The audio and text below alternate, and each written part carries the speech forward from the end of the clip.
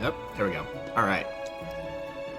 Now I've got to announce it everywhere. And mute all the things. Doo-doo-doo. Where? Aha.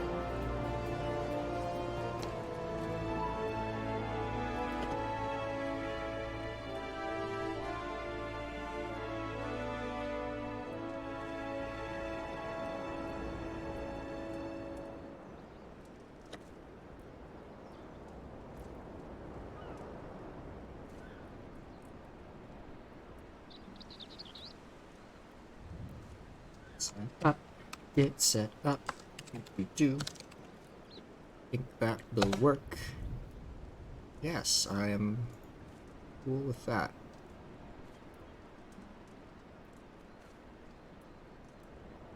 Alright. Copy this. Go to here, and then ping all the things.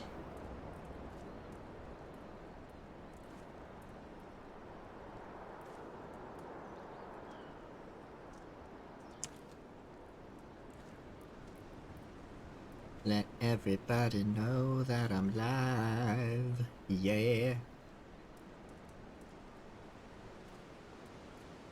There we go. Letting everybody know that I'm live. Hitting all the buttons, doing the thing. Singing a song. At least, Streamlabs didn't log me out this time, that's good.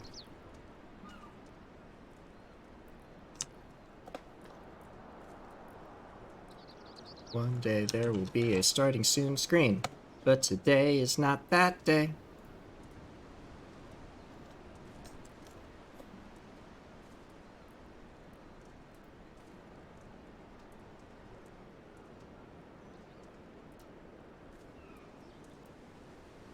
One day. One day.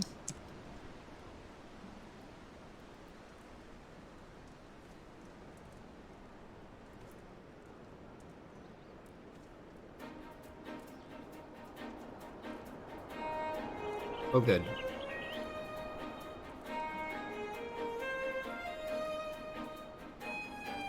Nice.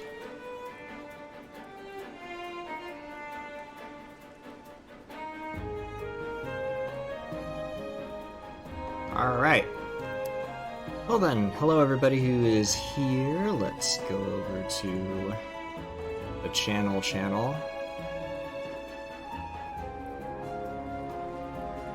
Make sure that's working correctly. Yes, it does appear to be working correctly. Excellent. Fantastic. Alright then. So, it's dungeon time. We are going to... Am I not in the link shell on this character? I'm not in the link shell on this character. How silly of me. Well, that's okay. I think we're probably going to do dungeons with a party of NPCs, just because A, I think it'll give us the most lore-accurate experience, as well as I can take the dungeon at my own pace, and show people what's what. So we are here in front of the Sastasha Sea Grot. There's been suspicious individuals seen going to and from, so we're going to investigate. Here's our team. We've got our Marauder, our Conjurer, and our Thaumaturs as our other NPC party members, Tank, Healer, and other DPS. So without further ado, I summon my carbuncle, and let's go.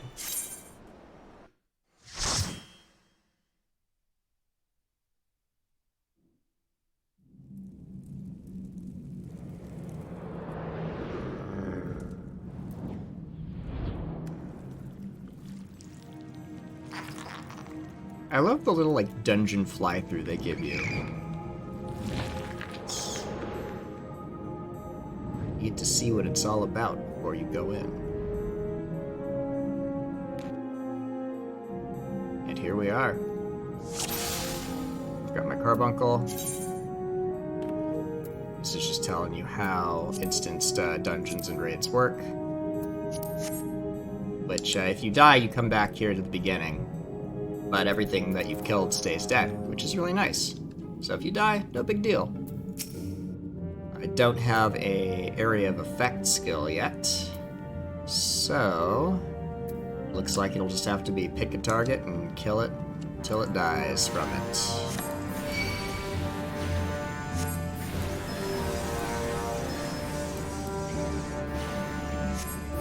And it looks like the other DPS has picked the other target. That's fine.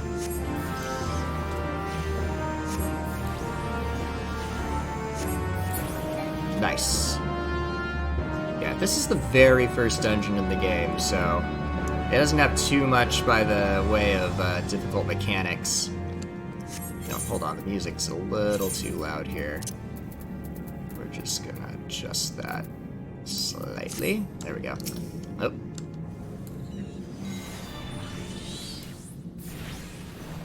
Oh yeah, and so when I get Earth Carbuncle, I don't have to move, or I don't have to stand still when casting, which is pretty handy. In fact, the Summoner has one of the most mobile casters in the game, because both the Topaz and Emerald summons don't require cast times. Okay, this is a clue for later in the dungeon. You find a bloodstained scrap of parchment with a message scrawled upon it in faded ink. Captain likes his wine red. There's always a color mentioned on that parchment, and that will let us know the color of crystal formation, or coral formation? It might be coral, that we need to click on later to reveal a secret switch. I've seen people just blow past it without actually clicking on the paper. And, like, if you get it wrong, you have to fight a bunch of stuff, which, I mean, fighting is fun and all, but, you know, you could also just clear the dungeon faster. Especially since, fighting enemies doesn't give XP in dungeons anymore, it's just the bosses. So there's no real advantage to, fighting enemies that aren't a major boss. The fantasy is final. Hello, Hex. How's your day going?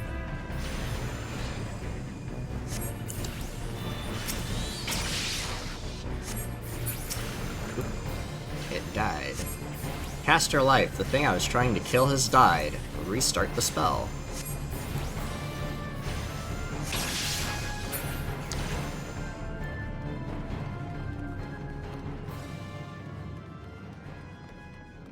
Oh yeah, this is your first time streaming Hades, right? At least I think it is.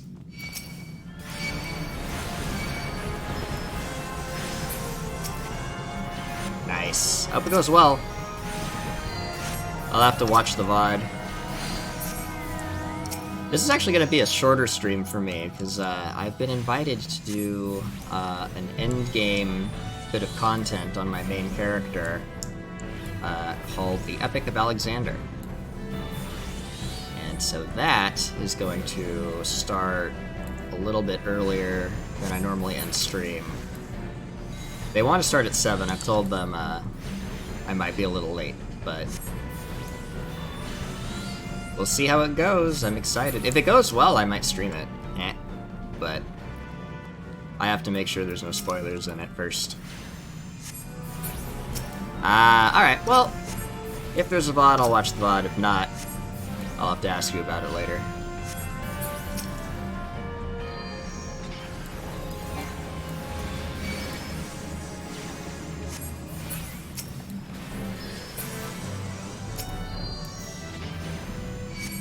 For now, we got dungeon to do. This is the first dungeon of the game, Sastasha. And so it kind of just teaches you how dungeons work. Doesn't really do anything interesting mechanically, but it's got a little puzzle. It's got some bosses. And it's got some pirates. Oh. You can only damage the clams while they're open, so you gotta time your attacks pretty carefully. There we go. Thank you, Hex. I think I will.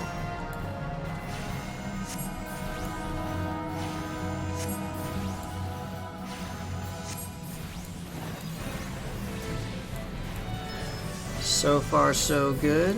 Nothing's giving us too much trouble here. That area up ahead is where the first boss shows up. So we're almost there. I don't actually think we need to fight that. I mean, there's a treasure coffer, but I don't really need any of the loot from this dungeon, so I think we could just skip it. Yeah. We're just gonna skip that. Yeah, none of them attacked us.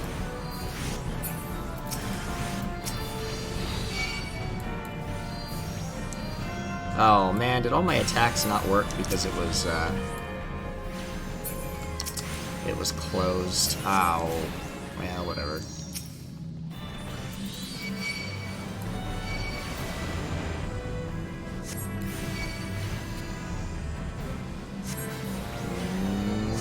Yeah, got the plan. Aha, the coral formations, red, blue, and green. I believe it was red. That's the switch. If I'm wrong, we have to fight stuff, but if I'm right, we get a little switch, and then we can proceed. Except first, you gotta deal with Chopper. Chopper is a curl. Because you can't have normal cats. No, they have to grow up to be little tentacly electric displacer beast looking cats. Easy enough to dodge though, just stay back and when he does that big circle, just step back a bit.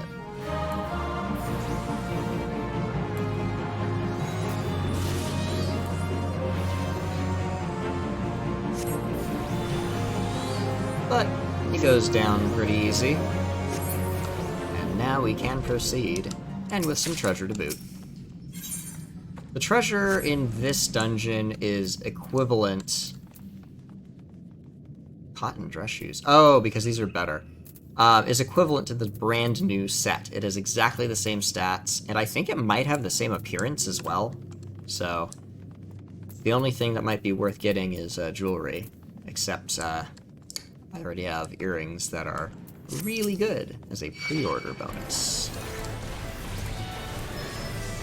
I think Shadowbringers and Endwalker both had earrings as a pre-order bonus, which boost your XP. And they scaled your level, which is just so good. It's just a gear slot that I just don't have to worry about forever. Or at least until I get to level 80.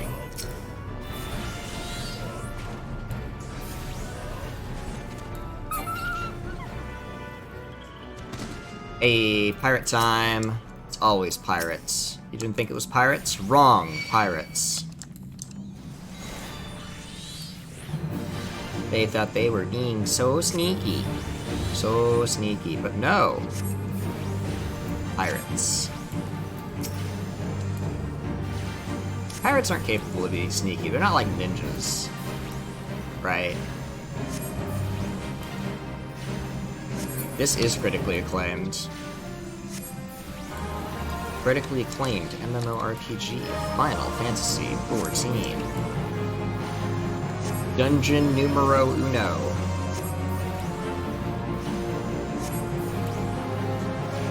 It's a good time. This boss puts up a bit of a fight, but he's a coward.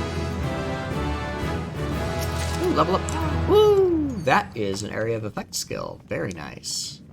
Unfortunately, the way dungeons work is they sink you down, and your level is capped. So even though I am level 26 in practice, I am level 18 here in this dungeon. So even though that is a shiny new skill, I cannot use it quite yet. But that's alright.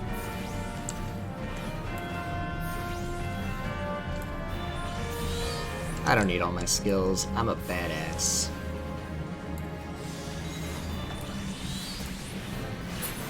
Oops. Castro feels...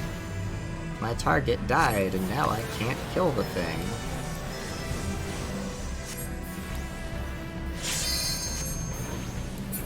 Oh. Limit break. Limit break isn't on my hotbar. That's embarrassing. Let's just do this real quick. No sense saving it.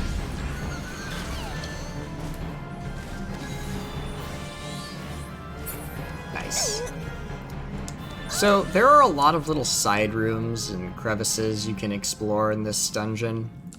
In the interest of time, though, don't think I'm going to go in all of the little nooks and crannies. Instead, I will go straight for the captain's quarters, see if we can find Captain Madison, and give him a thrashing.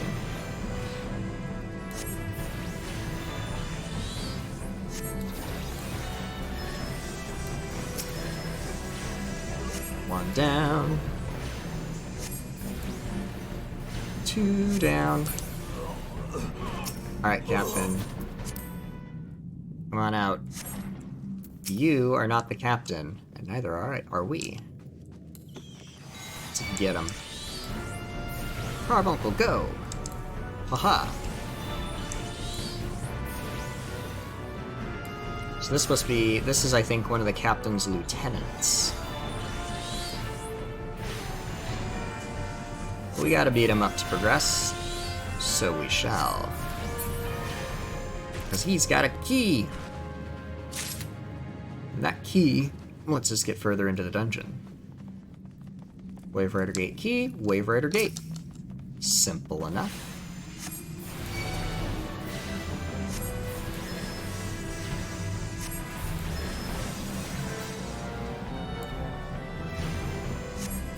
Such... Summoner is a little too simple, I think. When I say summoner, because Arcanist becomes a summoner later, as its advanced DPS class.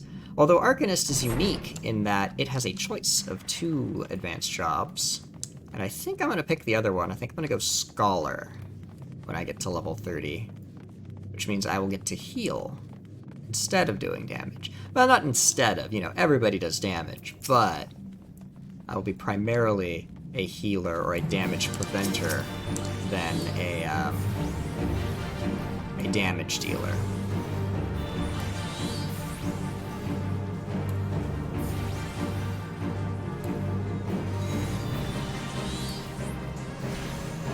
By the way, if any of y'all in chat are online on Dynamis, I will be doing the other 2 dungeons later today, so come on and hang out.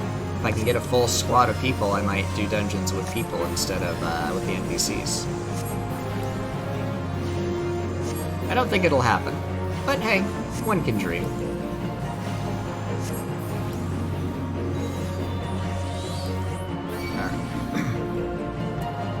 What do you do? Oh, he's sicking the dogs on us. Uh-oh.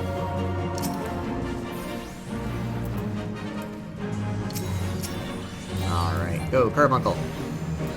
Get him.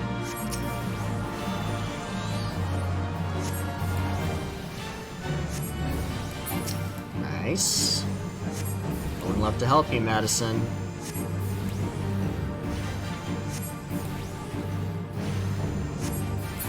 And he's running away. Get back here.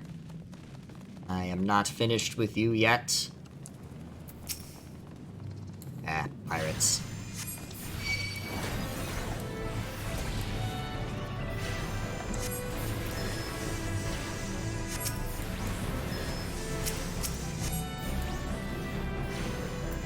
Ah, yeah.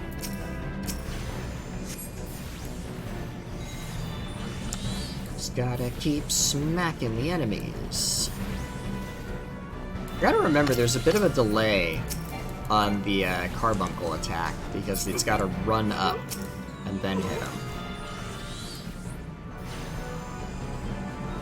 I'm not used to that much delay on an attack. But that makes sense when you're dealing with a pet.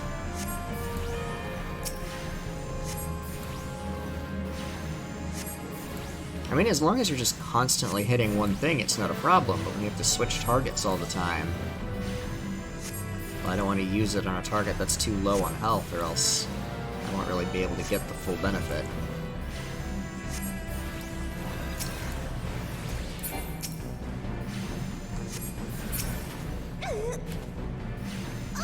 Just keep going. Just gotta keep going.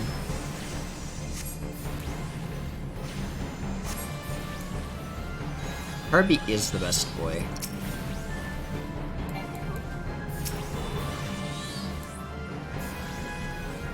I feel like soloing dungeons with the NPCs is best on a DPS. Because as a DPS, you control the speed at which things die, which is the primary limiting factor when you're running with NPCs.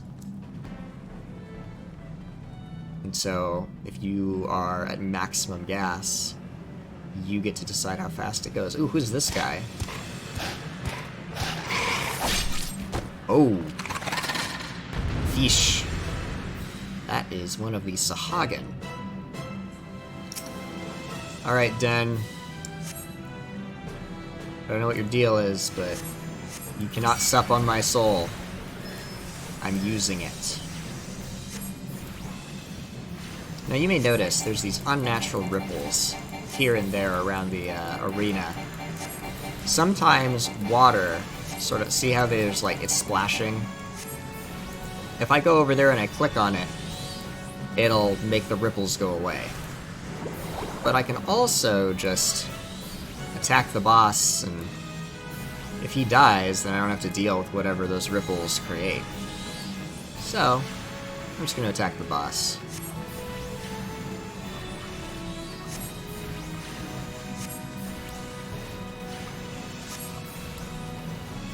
Yes, he's already 3/4 dead.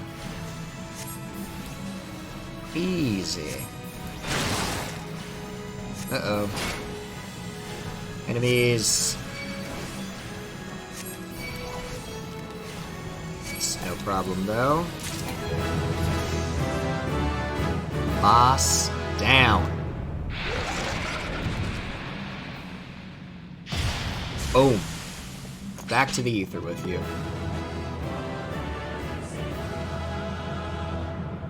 Nice. Victory.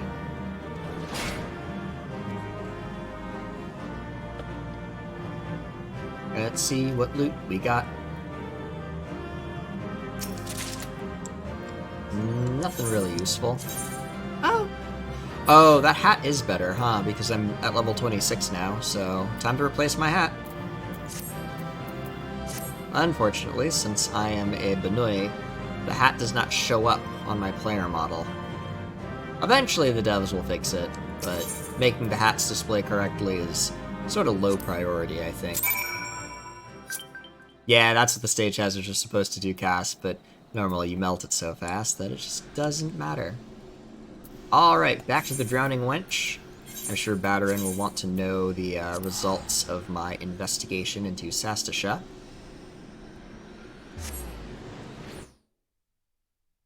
And then it'll be on to the next dungeon. There's about, like... Oh. Who? What? Oh, a bard. What are they playing?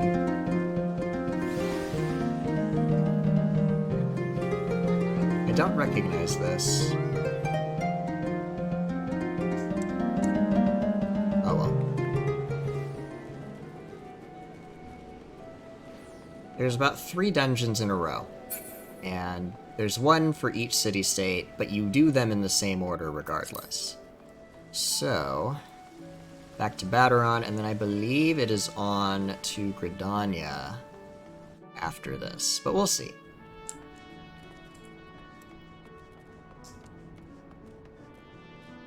I have dealt with the pirates.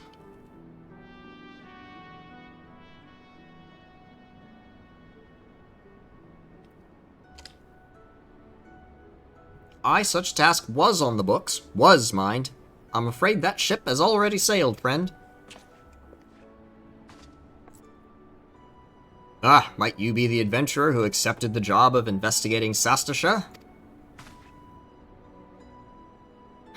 It would seem that ship has not only sailed, but now returns to harbor, none the worse for its voyage. A pity.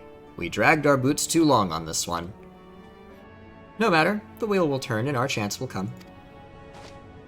You are right, of course, but there shall be no rest till we have attained our goal, lofty though it may be. Not a wink of sleep, great leader. Our aim, lest you wonder, is to perform such feats of heroism as will earn us a place in the songs of every alehouse in Eorzea.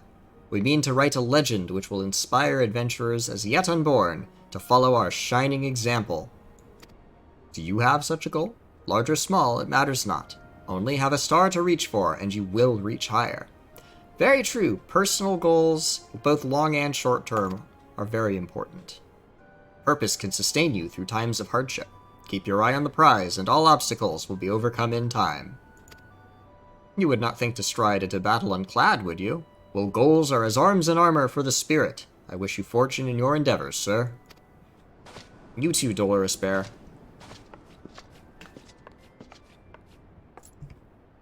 Nice fellow. Back then, are ye? With all your limbs and a tale to tell, I'll wager. Yeah. There was like a fish and pirates. It was crazy, dude. Fishbacks. And here I was thinking you'd only have to crack a pirate skull or 3. 7 L's. You turn your back for 5 bloody minutes and the scaly bastards have set up shop on your bleeding doorstep. Still, sounds like he left 'em in pieces, so I don't suppose they'll be carrying out whatever mischief they was planning. Unless they was planning on feeding themselves to the fauna of Sastasha, of course. Any road, all's well that ends well. Thanks for shedding some light on this mystery. I knew you'd get the job done, lad. You always do. Now, I'll bet you're dying for a rest. But just in case you're not, I was wondering if you might be interested in taking on another job. It just so happens that I've had a request from our sister guild in Gridania, see? Seems the forest folk are in need of adventurer what can get things done. For them to ask for help like this, you can bet the task won't be no skip through a sunny glade. But after the way you dealt with our fishback infestation, I doubt it's anything you can't handle. Give us a shout when you're ready, and I'll lay it out for you. Well, alright then. It is to Gridania. Next in line. A Party Finder. So Party Finder is the counterpoint to the Duty Finder. The Duty Finder lets you pick a particular dungeon or trial or duty, to use the general term, and then you will be randomly matched with other players who are also trying to do that duty, or one of the duty roulettes that includes the dungeon or trial you're trying to do. In contrast to that, Party Finder is used to sort of advertise various things, like some people advertise their RP venues, and then you can advertise, hey, I want to do this particular duty, and then let people form a party outside of random matching, and then everybody can discuss strategies ahead of time, and all go in together. This is mostly used for high-end content, where the strategy is going to be much more important, and party composition and coordination are more key. With a random dungeon, it's not going to matter too much, but at high ends, you do kind of need to know what you're doing. And since everybody uses that for high-end content, if you queue in the Duty Finder, well, you're not really going to find a group, because everybody's over in Party Finder. Let's see what Batarun has to say. Ready to hear about that job, then? Like I said, the request comes from our sister guild in Gridania. And that's all I know. But whatever it is you get asked to do, I somehow doubt it'd pose any trouble for adventurers to survive the bedlam in Sastasha. If you think you might be interested, you'll want to have words with Mother Mione, the counterpart in Gridania. Good luck, mate. Alright then. Off to New Gridania. And thankfully, since we went there for we were the messenger delivering, hey, we should do a remembrance service. And so I think I have all of the Aetherites as well as the full Ethernet. So I shouldn't have to do any of that. Oh, but I haven't talked to the Chocobo Keep yet. There we go. So now I can use a Chocobo Porter to move over here. I don't usually use the Chocobo Porter system, but you never know. Hello, Mother Mion. Take a seat wherever you like, friend. Our waitress will come to take your... Oh, not here to dine? Dare I hope that you're the adventurer Batterin sent word about? You are! The matron be praised! Allow me to introduce myself. My name is Mion, and the Carline Canopy is my place. With regard to the task in question, there is a fair bit to tell. Let me know when you're ready to hear the details, and I shall brief you. Nice. Hit me.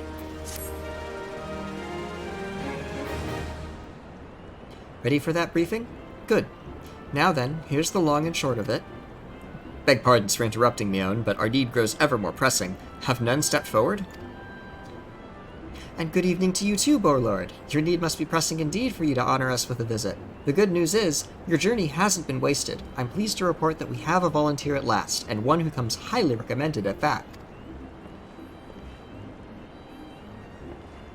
My thanks for answering the call, friend. My name is Lewin, and I lead the men and women of the God's Quiver. Now time is of the essence, so I shall proceed directly to the heart of the matter. We wish for you to nip a potential threat to Gridania in the bud. Beneath the central shroud, there lies an underground burial site called the Tamtara Deepcroft. The place was once a Actually, I don't know if that's Gelmoran or Gelmoran. I should look that up. Anyway, this place was once a Gelmoran settlement, but we Gridanians have long interred our dead there. Of late, however, shadowy figures have been seen skulking about the Deepcroft, and with ever-increasing regularity. Based on the accounts of various witnesses, we suspect that these individuals belong to the Lambs of Whoops, that's Lewin. Ha! Based on the account of various witnesses, we suspect that these individuals belong to the Lambs of Dalamud, a doomsday cult which sprung up prior to the Calamity. These zealots have proven themselves dangerous in the past, and we leave them to their own devices at our peril. Ordinarily, I would have dispatched my best men to scour the Deepcroft with orders to flush the cultists out. Alas, the Calamity decimated our ranks, and the limited forces at my disposal are constantly required to keep the Ixal at bay. Which, you may remember, the Ixal are the lizard bird men who are, sort of encroaching on Gridanian territory, and, generally making a nuisance of themselves in the forest. The birdmen have grown restless of late, and I fear a storm may be brewing. In anticipation of this, I have been compelled to spread our forces throughout the Twelveswood, lest we be taken unawares.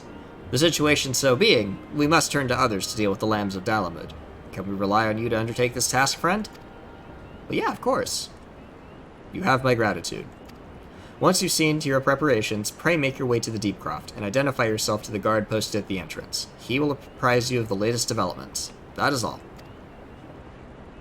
Be careful out there, you hear? May the crystal guide you and keep you. Alright, we have our task. We must now see to it.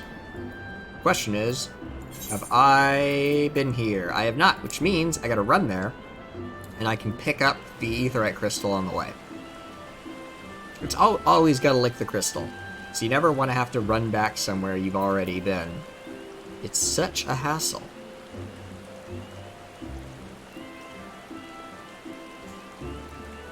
Oh, I don't even have a mount yet. Right.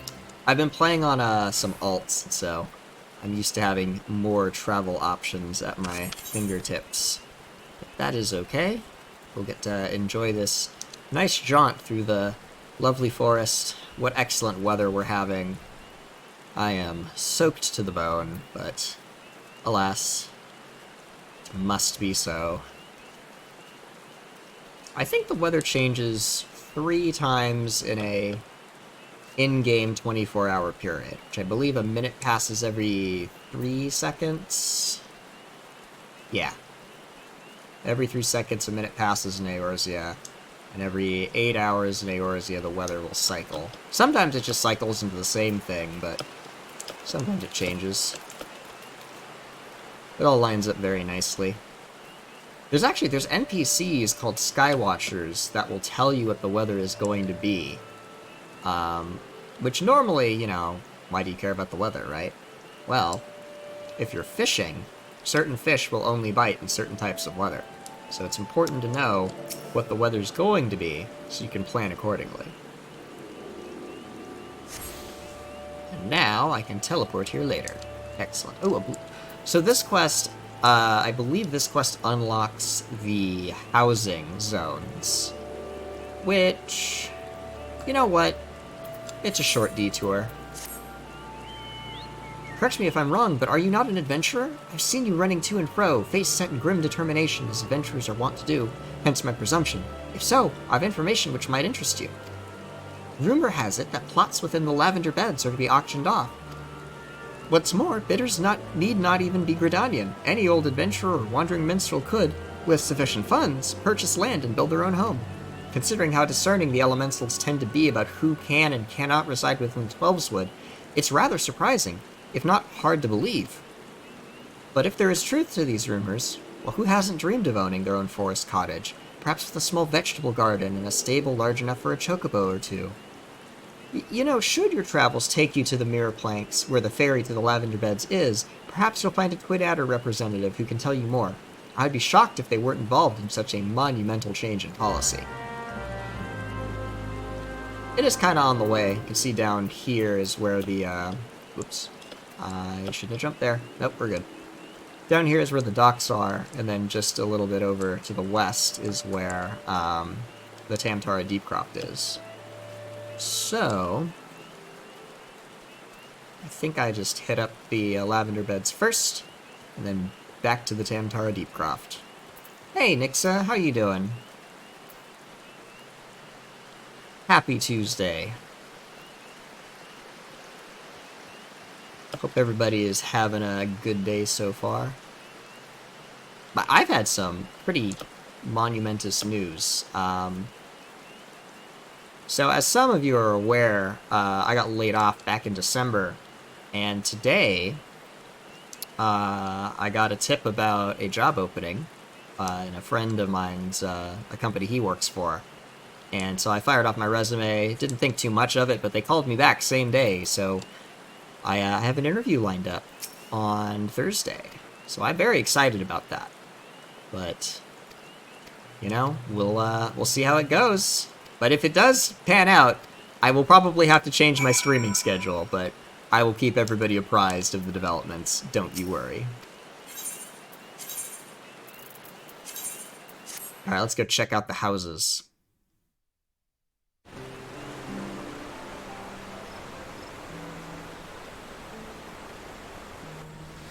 Ooh, I love that. And it's not raining in here.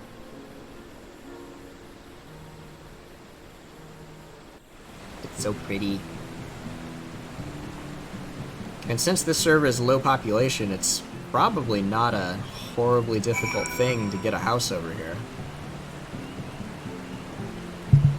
Of course, that would require money, and, well, depending on the size of the house, it can go anywhere from 3 or 4 million gil to 50 million gil.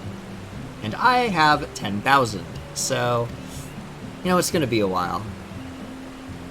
Oh, I skipped through his dialogue. Oh, you come at the behest of a Gridanian woman? I regret to inform you that these plots are reserved for adventurers. Your friend will not be permitted to take part in the auctions. You, on the other hand, would be more than welcome to participate. Should you have a mind to purchase a plot for yourself, pray speak with the resident caretaker. He can guide you through the process. Alright. Well, not at this time, but I will keep it in mind for later. Hey, glamour and dyes. You know, that is the true endgame of this game. Why do we adventure? Why do we get to max level? Why do we fell gods?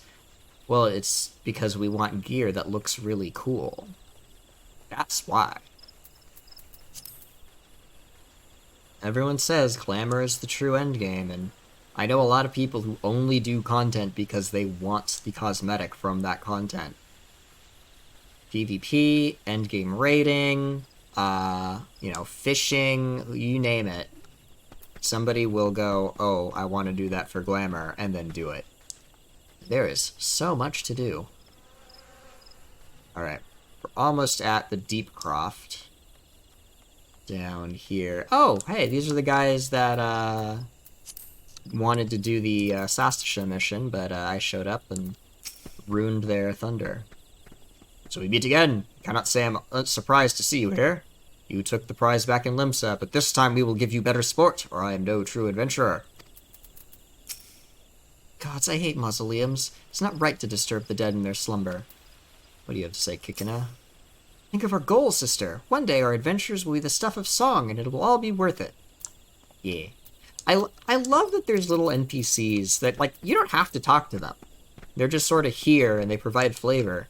But they only show up while you're on the relevant quest. So if you don't talk to them, you can just never get to hear what they have to say. It's, you know, it's nothing super important, but it's nice. Let's see, Isildur and Alyan. Let's see, what's their deal? I shudder to think what might have happened to Isildur had I not thought to pick the fruit I stumbled across on the way here. Sometimes he has too much vigor for his own good. Age is supposed to mellow us, but if anything, it has made him more impetuous. What is going on? Somebody ran by and just aggroed a bunch of things, so I'm just watching these enemies go back and forth. I understand his desire to make use of the time left to him, but one misstep and there won't be any. Childish curiosity prompted me to commit the most elementary of blunders. Were it not for the fruit that Elian found, my adventures may well have ended in this forbidding place. Always look before you leap. In my haste, this most fundamental rule of adventuring slipped my mind. I do believe I shall rest here a while. Whew. That old man don't quit. And over here, the entrance to the Deepcroft proper. By order of the Elder Seedseer, the Tamtar Deepcroft has been placed under the control of the Wood Whalers, and entry restricted to only those who meet the strict conditions instilled by Stillglade Fane. Oh, right. So you talk to him to enter, but I have to talk to you to get an entrance. You're Blippy Benoit, I take it? Thanks for helping us out, friend. No doubt the Bowlord has already informed you, but your task is to enter the Deepcroft and purge it of the Lambs of Dalamud. In case you're unfamiliar with them, the cult emerged shortly before the Calamity put an end to the 6th Astral Era. The cultists took the lesser moon Dalamud for their god, believing that it would deliver them from the devastation. And so they were rather disappointed when Dalamud exploded into 1,000 flaming pieces before it could complete its descent. Now, having seen their god turn to ash, one would think that the cultists might feel moved to question their faith. On the contrary, it served only to stoke the flames of their fanaticism. The Lambs of Dalamud are convinced that heretics, that is to say, everyone but them, interfered with the coming of their Lord and Savior, and that it's now their sacred duty to avenge him. Whatever it is they're doing in the Deepcroft, you may be sure that no good will come of it. For the sake of Gridania and Eorzea at large, put an end to their madness. In we go! Gonna beat up some cultists. Alright, my NPC friends. Ah, it's the same dudes from before. Alright. Onward. Do I have gear? Yep. Alright. Always gotta make sure you check your gear before going in. Wouldn't do to go in with broken gear.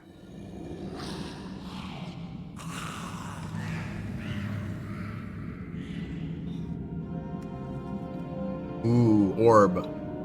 A very ominous purple orb. And here we are. That's not much of an overview of the dungeon, but we shall see. Carbuncle summoned? Yes, good. And away we go. Step 1, attack. Step 2, attack. Step 3, profit. Step 4, attack again. Pondering the orb? I'm considering the orb, for sure. Pondering. There are better pondering orbs in this dungeon. You shall see.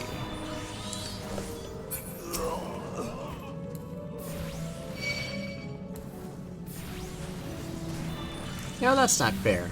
How come that Marauder gets a gap closer dash attack at this level, level 19, but when I play on my Marauder, I don't get a gap closer until like level 67? That's nuts. Oh well. I suppose it's to deal with eager DPS like me who like to run ahead. Ooh, carrion beetle. Hello.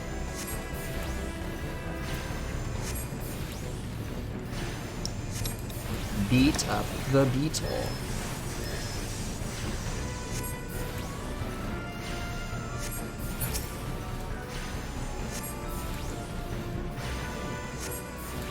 And lightning strike. Are you doing all right there, buddy? You're stuttering. Uh-oh.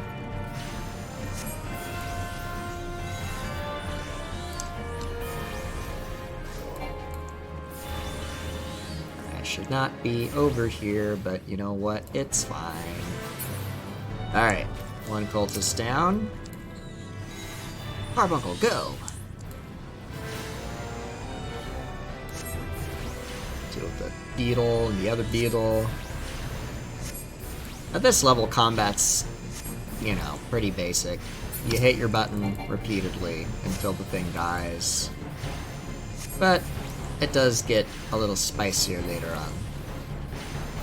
Not too spicy, honestly. Like, Summoner in particular is very simple, but it's alright. If you're learning, hey, not a lot to think about. You can worry about paying attention to the enemies and where to stand and what does that symbol mean and oh god, why am I on fire? You know. Oh, see, that was my mistake. I stood behind the tank, which you don't want to do, because then enemies will attack you and not the tank. But I'm being careless. I'm getting overconfident. Aha, a priest and void scent. Ugh. Let's deal with them. Normally you wait for the tank to initiate, but with NPCs, the tank will not initiate until you start attacking.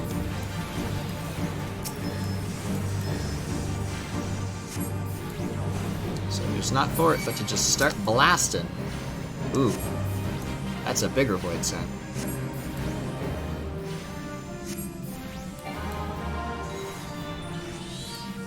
Go, Carbuncle!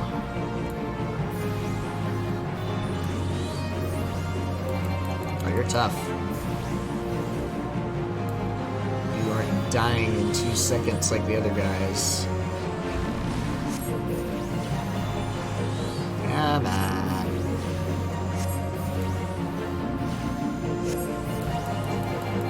And die. And die. There we go. Ooh, level up. Nice. Treasure and a most ponderable... Stop. What are you doing? Stop standing on that. A most ponderable orb. It's got like tentacles on it. Whoop. Well, that did something. Looks like we're gonna have to get the other cultist orbs to deal with whatever the hell that is. We'll see. For now, enemies.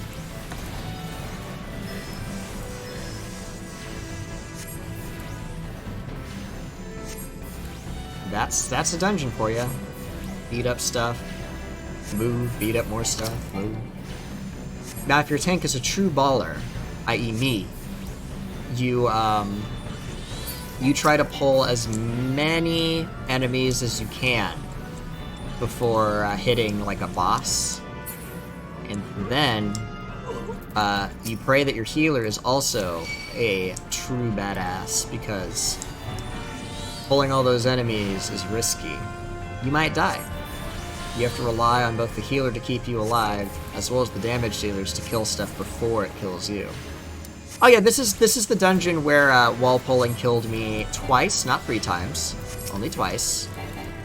And I learned that that isn't really doable unless you have area of effect damage in the DPS. But with area of effect damage as the DPS, I think you could do it. Also, the second time, the healer specifically requested maximum pain, so I obliged.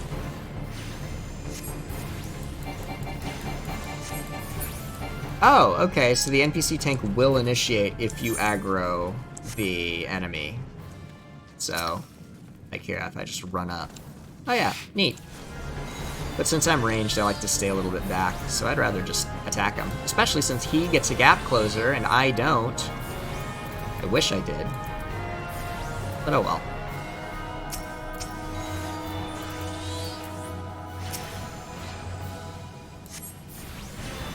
That's the red carbuncle done, and now we cast Ruin until everything comes back off cooldown.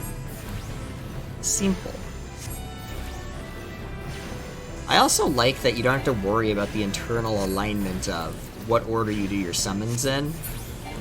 Like, Bard, you have songs, right? And each song has an individual cooldown, so if you mess up one, it kind of drifts all of them a little bit. But since all of these summons are tied to the cooldown on Ether Charge, it doesn't drift. It's all linked back to this one skill, so whatever you do internally doesn't matter. Wait, we died twice on the run with this? Well, I didn't die. Did we die twice? I only remember dying once. Ah, you know what? If I did die twice, it didn't count. Only one of those deaths counted, because I said so. But I might have died twice.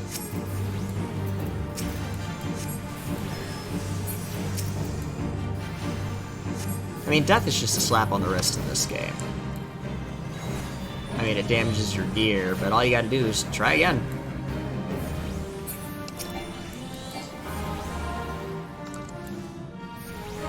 Another soul counter. That's fine by me. Let's see, how many souls do you got, soul counter? 1, 2, 3, 4, 5. There are 5 souls. There's about to be 4, though, because we're gonna yeet you.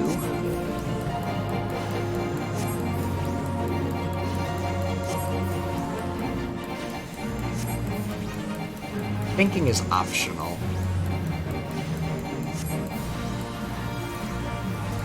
How many Lalas do we know that are smooth brain Lala?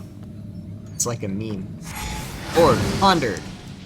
2 more orbs to ponder. Oh, yeah. There was the DPS that we... Well, that was... I'm counting that as part of the first death, because we didn't really recover, you know?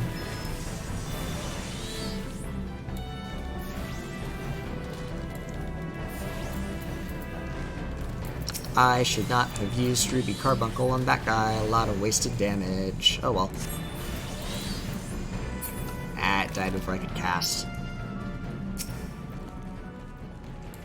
There we go. But I guess if you want to be technical about it, I did die twice. Actually, did I? I didn't die twice. I think I survived the dude running and pulling stuff back. Maybe not. I don't remember. It's been, what, 2 weeks? I barely remember what I had for breakfast. Wait, is there still a dude? Oh, there's still a dude. I thought everyone was dead. Alright, now he's dead. He just doesn't know it yet. Carbuncle, get him. Nice.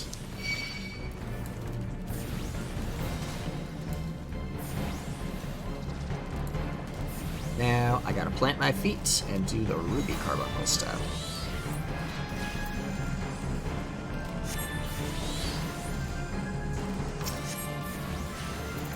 And back to Ruin. Yep, hit Ether Charge, hit Ruin a bunch, summon all your dudes, use all your special abilities for summoning dudes, cast Ruin, repeat. That's Summoner.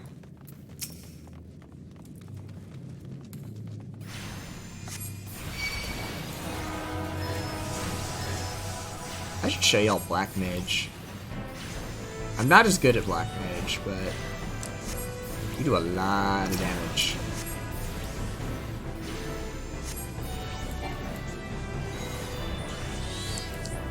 Probably will kill him. Yeah, nice.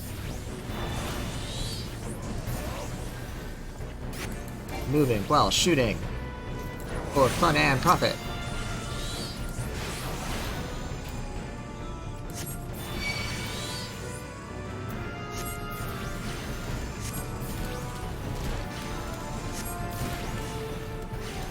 can't wait to show you guys the first trial. That's not going to be for a bit. I don't know if we're going to get to the first trial today. This is probably going to be a shorter stream, just because after stream, like immediately after stream, I've been invited to go do the Epic of Alexander, which is some ultimate difficulty content that I've been wanting to do for a while, but I needed a group, and there just happens to be an opening with a group that I used to run Savage difficulty stuff with. So, I'm going to try that out, and I'm excited to see it. I've only watched it. I don't actually know the strategies, so it'll be interesting to see how it actually plays. From what I've heard, as long as everybody does the mechanics correctly, it's not too bad damage-wise. But I've also heard that people go with special gear sets just for this fight to try and optimize their damage. So I don't know which side is really correct here, but we'll find out. I'm probably gonna err on the side of get special gear, just because, like, why not, right? But most people just let the like, when you're doing older content, because it is older content, I think it's like a level 70 or 80. It might be 80. No, it wasn't 80. It's level 70 content. But most people, when doing older content, they just let the automatic gear sync drop their gear to like so you can see how these feet are like all yellow and they've got the little like symbol on them. That's because their actual stats are being lowered to what you currently see, or they're being lowered to a number appropriate to the level I'm currently synced down to.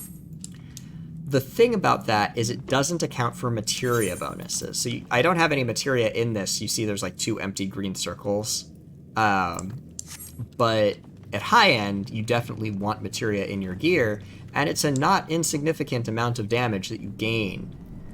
When gear sync happens, it just ignores materia bonuses. It's like you have no materia in your gear. And, you know, that matters a fair amount. So I am probably going to want to both get a set of gear and then meld materia for that gear. Just so I can do that level of optimization.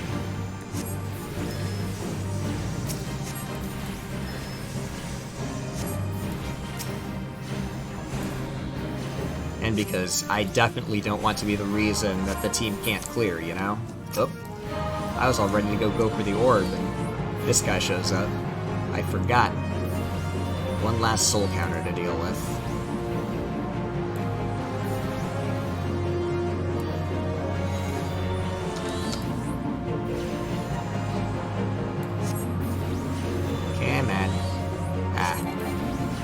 Actually, this is good, because then I'll be right at the top of my window of cool damage buttons going into the boss.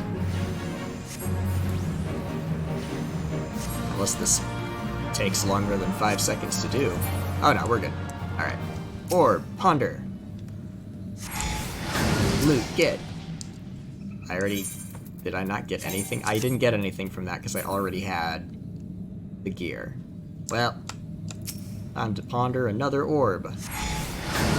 Alright, that's all the orbs. What does that do to the big orb? Ooh, a bridge.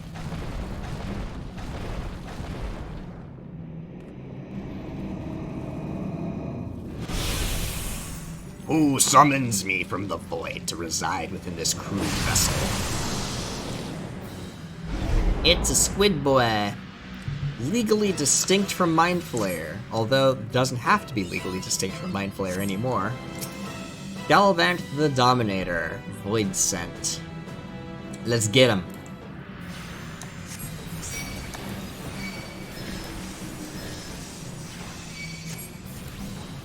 He has one trick up his sleeve, which is he's gonna summon add enemies. Aha, like that. And while the enemies are out, he is invulnerable to all harm. Get it? There we go.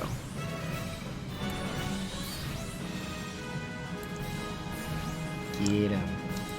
So he's gonna do that at different points throughout the fight. Like, again, which is annoying because I just sent the Ruby Carbuncle after him, and that's a lot of damage I'm losing, but whatever. I didn't want to do that much damage anyway. Game. Ugh. And then there's these other ads who are just there to get annoying. I don't technically have to kill them, but, like, it's a good idea. Ooh, that stuns. You definitely don't want to be in the circle when that happens. Or it paralyzes. Doesn't stun. The Eager Thaumaturge was a little too eager there. Happen. Time to get the inconspicuous imps again.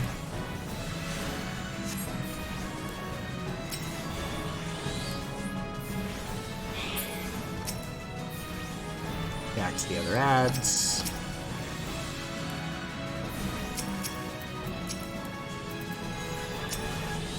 You know, I don't think I'm gonna get a chance to... Yeah, you know what? I'm just gonna use that here, because that'll take care of all the ads as well. Limit break power! Normally you save that for a melee DPS to use, but with the NPCs, I don't think they're gonna use it. Through the gate 3, what's that? Oh, that's... I got to level 30? What? I'm level 30 already? Wow. So now I'm only limited by main story quest progression to get my jobs done. I'm level 31? I got 2 levels from finishing that dungeon and just running through it. Wow. So much XP. Dungeons. They level you good. Did I get good gear? Nope. Okay. Alright, well. Mission complete. On to the next dungeon. I'll report back here first. Turn in that housing quest. And then back to Gridania to report to Mother Mion.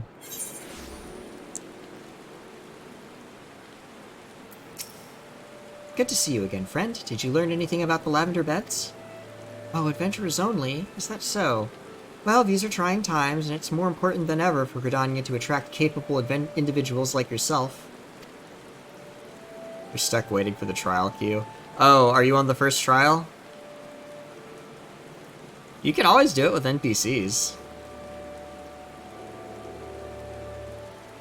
But, it's alright. It's what? It's like the middle of the day on a Tuesday? Oh, you'll be able to queue for that. I'm sure that one day my dreams will come to fruition. One day I'll have my own cottage and stables filled with my beloved chocobos. You know what? I hope you do, Margaria. I hope you do get a house.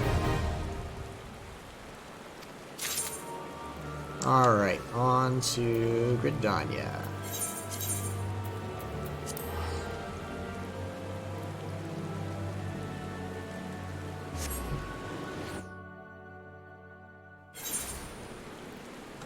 To the Carline Canopy.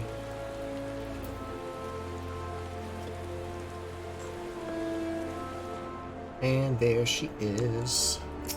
Hello, Mion. I have done the thing.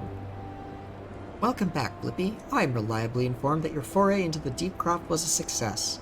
Nor did I expect anything less. Batarin's ringing endorsement left me in little doubt as to your capabilities. Even so, you are to be commended.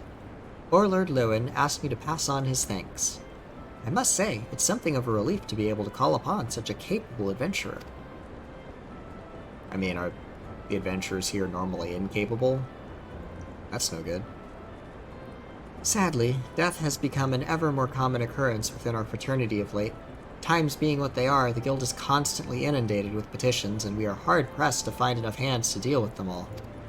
While this means no shortage of work for able souls such as yourself, it also provides ample opportunity for the inexperienced to overreach themselves, with predictable consequences.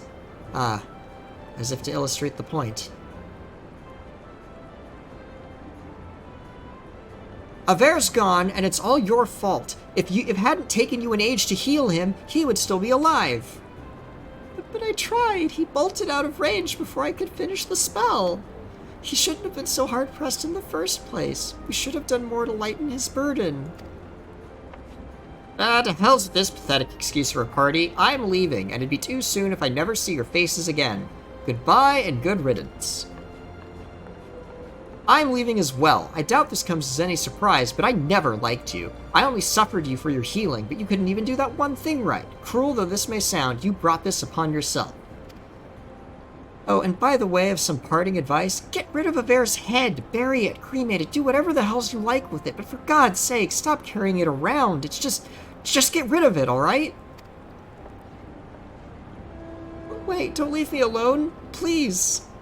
I'm so sorry, Aver. Please forgive me. Oh, Edda. That's a classic toxic adventuring party right there. You meet people like that in the duty finder, you run and you find yourself a better party. Scenes like this have become all too common. That makes a dozen times in half as many days. Now you see why I'm grateful for adventurers of your experience. I can send men like you on a mission without worrying that you might not return. Well, not so much at any rate. Speaking of missions, I would entrust you with another. About a bell ago, I received a message from my counterpart in Ul'dah. She seeks the services of a reliable adventurer, and you are nothing if not reliable. If you think you might be interested in this task, say the word, and I will be glad to share the details with you. Well, of course. I've done so well so far.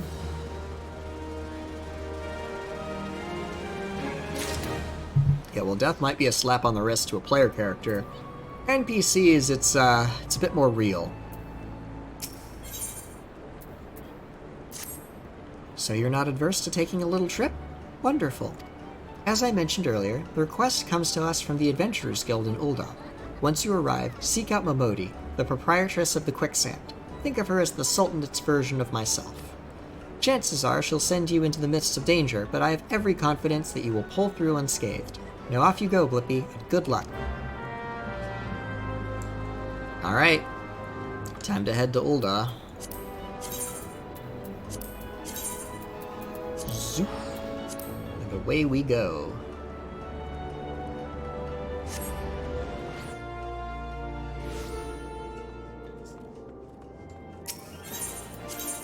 To the Adventurers Guild.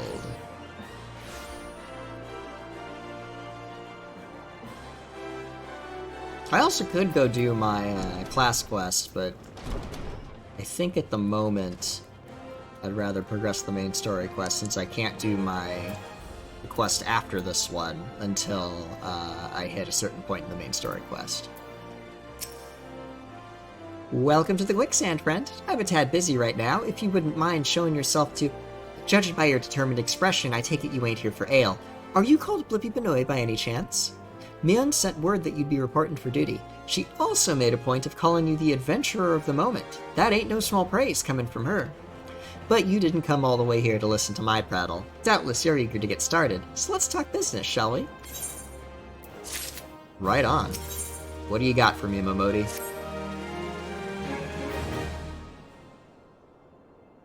The petitioner ought to be arriving any moment now. God's almighty, another second under that sun, and I would have been set afire. A tankard of ale, if you would be so kind. Excellent timing, Papashan. It just so happens the adventurer who will be handling your petition is here. So this strapping young lad is the much-lauded adventurer, is he? Marvelous, marvelous. A pleasure to make your acquaintance, good sir. I am Papashan, formerly of the Sultan Swarm. I thank you for agreeing to lend us your aid. Mayhap you'd like to appraise Blippi of his mission? Yes, of course. The petition in question was submitted by an acquaintance of mine at Amagina and Sons Mineral Concern. It relates to an unfortunate development at Copperbell Mines. To be plain, giants have seized control of the place. These giants are of the clan known as the Hecatoncheires. fearsome creatures who were sealed within the deepest depths of the mines during the bygone Thorn Dynasty. Your mortal enemies, the giants? What'd they do to you, meh? I'm curious to know.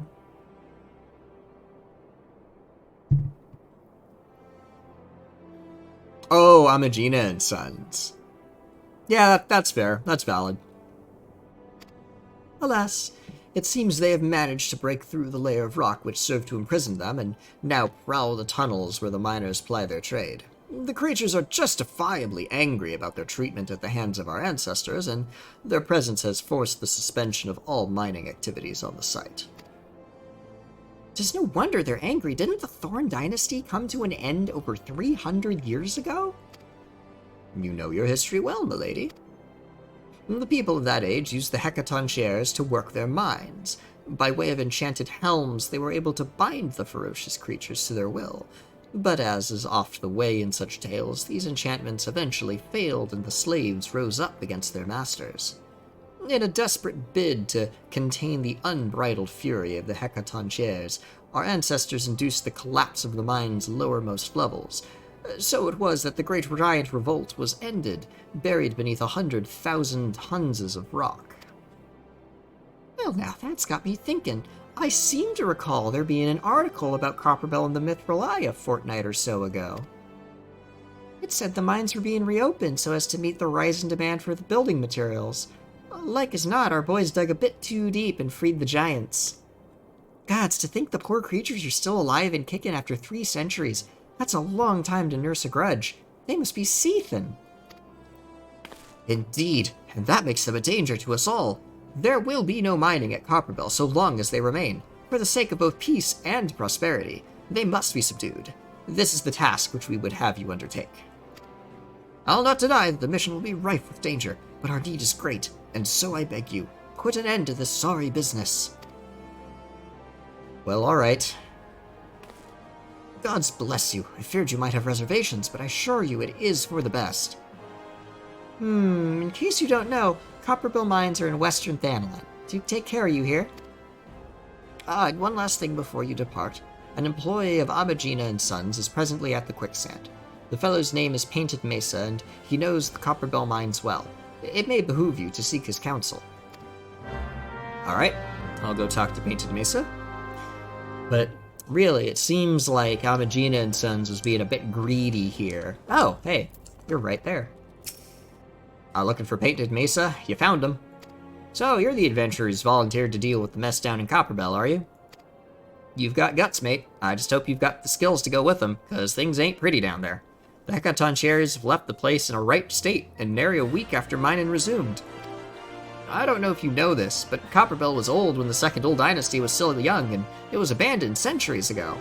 If it hadn't been for the shortage of materials needed for the rebuilding effort, the concern would never have thought to reopen it. We knew full well about the giants beforehand, but the project went ahead anyway. I mean, nothing could possibly survive being buried under a mountain's worth of rock for 3 centuries, right? Wrong. Our miners dug up more than they bargained for. One swing of the pickaxe too many, and they found themselves in the company of giants. Unless we can subdue them, the nation's glorious recovery will grind to a halt for want of aught to build with. The stone torches are keeping watch over the entrance in case the giants fancy some sunlight and fresh air. One of them will be able to show you the way in. The hope of the nation's resting on you, friend. Best of luck. Well, alright then. Off to Copperbell. Yeah, very much dug too greedily and too deep, and corporate saying, no, we're not going to care about the safety problems, we're going to go anyway. See, this is what I mean. Old, capitalism hell. But, alas, it falls to me, as the adventurer, to go clean up their mess, and I shall. It is my job, and I am paid very well. But still, what about the poor giants? Wish we could talk to them.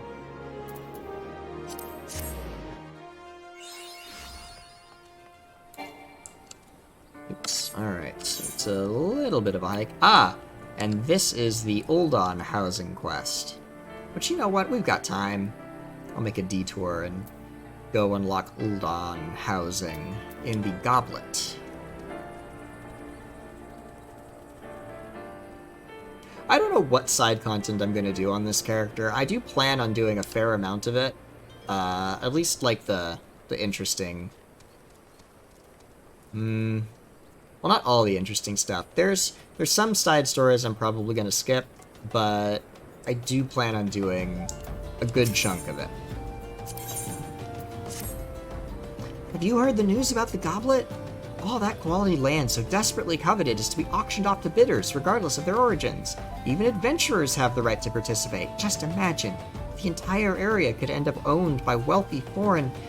beg your pardon, sir. It isn't that I dislike adventurers, far from it. When you consider that Ul'dah is still struggling to accommodate countless refugees, the idea that this land is being sold for profit is, well, not surprising whatsoever, come to think of it. Capitalism hell, I'm telling you. Still, the least they could do is give preferential treatment to hard-working Uldans like me. I've been saving for years, just waiting for an opportunity like this to come along. Say, you wouldn't happen to be curious as well, would you? About the goblet? My hands are full here, but if you've a moment to head that way and look into this auction business on my behalf, I'd be ever so grateful. There's bound to be an Immortal Flames representative by the gates or in the goblet who can explain what's going on. This wouldn't happen without General Raban's approval, that much I'm sure.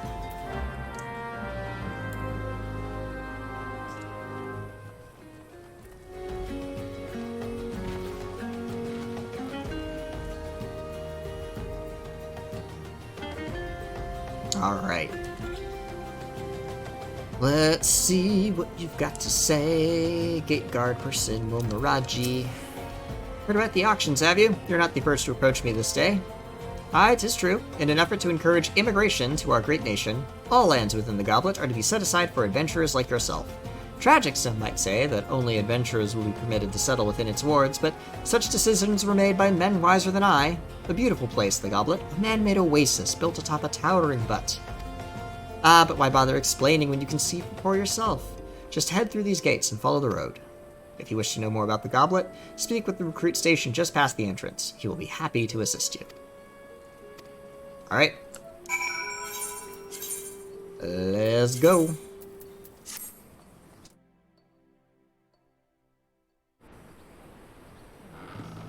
Gonna have to get a small house for the free company I made over in Dynamis. That might be fun.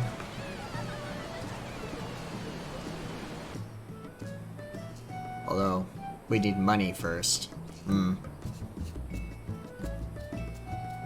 Well, all the more reason to level my alt. Hello, sir. What do you got for me? Greetings, adventurer, and welcome to the Goblet. Beg your pardon? An Ul'dan woman asked you to learn more about the auctions? Oh dear. As you may have heard, these plots are reserved exclusively for adventurers. Since your friend is an Ul'dan citizen, she is ineligible to participate. Should you yourself have a mind to purchase a plot, pray speak with the resident caretaker. He can guide you through the process. No, not today. But I should go back and report to the woman who asked me to come over here.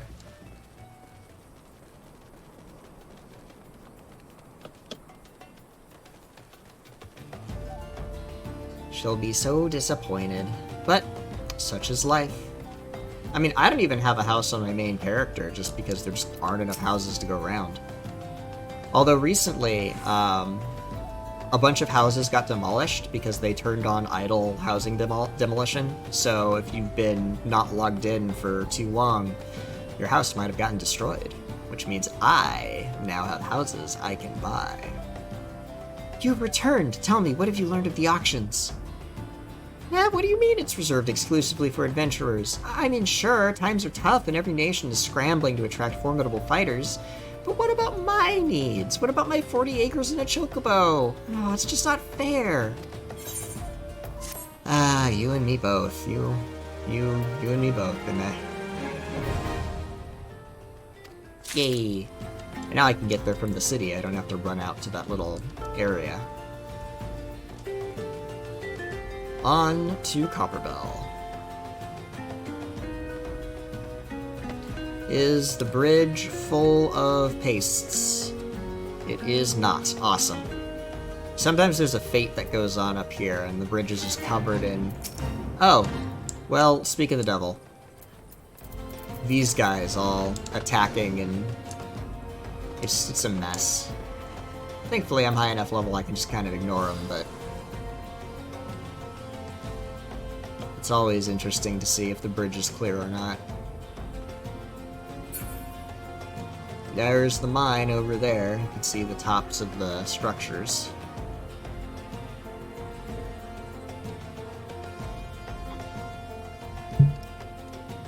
Let's see. That's at level 22. What does it sink me to, I wonder? Probably lower than 20, so I'm probably not going to have the Emerald summon. Which really just means it's the same rotation I've had in the last two dungeons, but still, it's serviceable. Oh, Aliana and Isildur. They fared well. Oh yeah, because they didn't go in. But where are the other three? Huh. Well, they're running late. I'm sure they'll be fine. Oh. Oh no. We found Dolorous Bear and his entire party dead. The giants were thorough in their work. Judging by their tracks, it would seem they tried to rush a horde of the creatures. I cannot say for sure what drove an experienced crew like theirs to throw caution to the wind, but I do have my suspicions. We are all our own worst critics, and our desire to better past achievements can rob us of good sense. Thus do we become more given to recklessness. While it is important to have goals, one must not fixate upon them to the exclusion of all else. Do so, and one will surely pay the price, as Dolorous Bear and his comrades did this day. Well, I forgot they died here. What did you do, Matt? What did you do? You're not a giant. The giants killed him. I suppose you did do nothing I can prove. But what did you do, huh? Suspicious. Very suspicious. What do you got, Isildur? I've been an adventurer for long years and borne witness to many a pivotal moment in history. Though the times may have changed, the essence of our trade has not. Adventuring has ever been a quest for self-betterment through challenges freely faced, and ever shall it remain so. As an adventurer becomes more experienced, he will naturally acquire a love of justice and an understanding of the spirit of self-sacrifice. Such experience cannot be measured in any tangible way. Experience points. Yet it most assuredly shapes who we are, grounded as it is in the decisions we have made on our journey and their consequences, good or ill.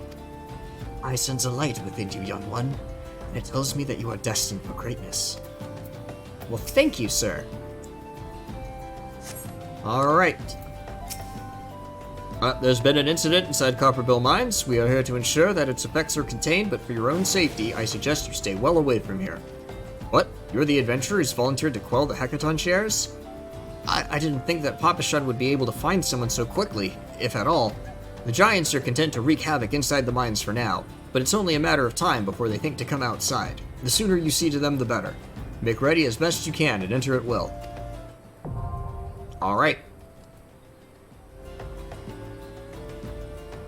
On we go. Wheatstone torches are in charge of security within Copperbell Mines. Access is restricted until we can better assess what exactly has transpired here. Alright. Well, that's my job. Let's go.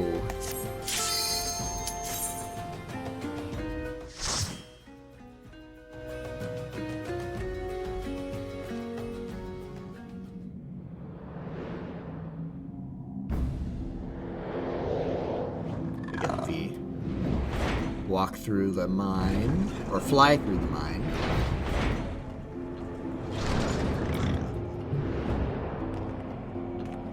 You know, I think this is rendered in-world, based on what I know of under other cutscenes, which means those gates and doors are opening. We just won't be able to see them from our position here.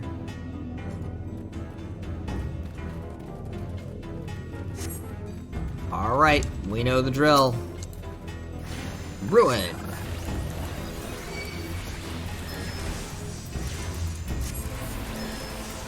Just blast them. So I started blasting, and I kept on blasting, one's dead. It just doesn't know it yet. Yes. Get 'em. Eee. Yoink. Onward and forward. Ooh, elevator. Gotta make sure the whole party gets in. Except they're not moving. Okay, well, they should teleport to me. They are NPCs. I'm not worried. Yep, there they are. Go, Carbuncle!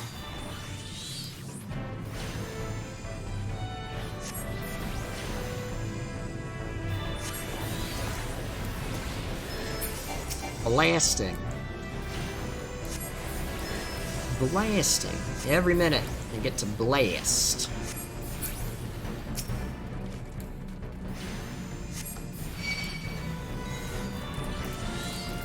Get 'em.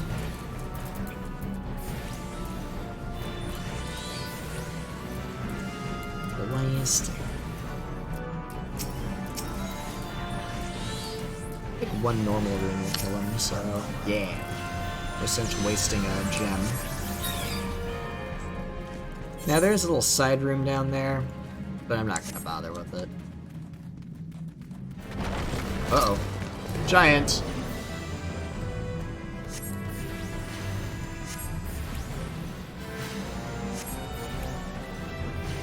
He's a little tougher, but same principle applies. Hit it until it stops moving.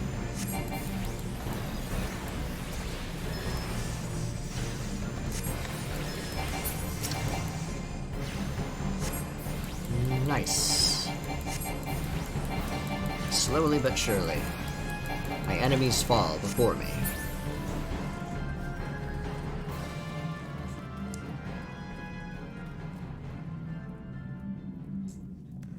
Oh, all good. I have all the VODs up on my YouTube channel, so you can catch up there. But thanks for popping in. Hope your raid goes well, Mia.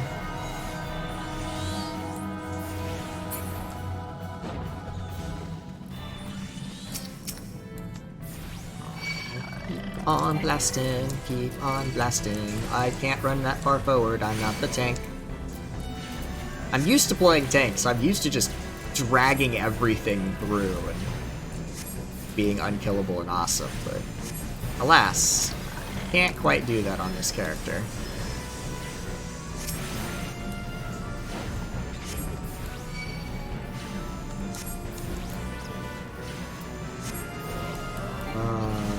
How far are we, I think, to the next major checkpoint? I think right over there is where the next major checkpoint is, so not too much farther. Let's steal some narrow bridges, but it's not too bad.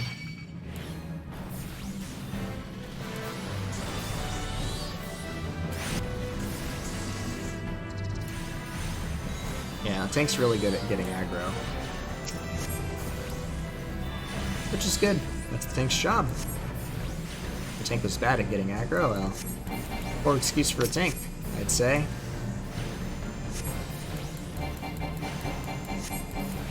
Oh, you're struggling tonight, Mia? Uh-oh. Well, I hope it works out, Mia.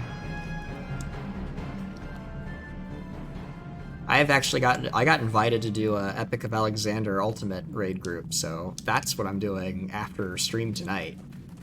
If that goes well, I might start streaming that and move this to a different day than Tuesday, but we'll see. Regardless, I hope it all works out on your end.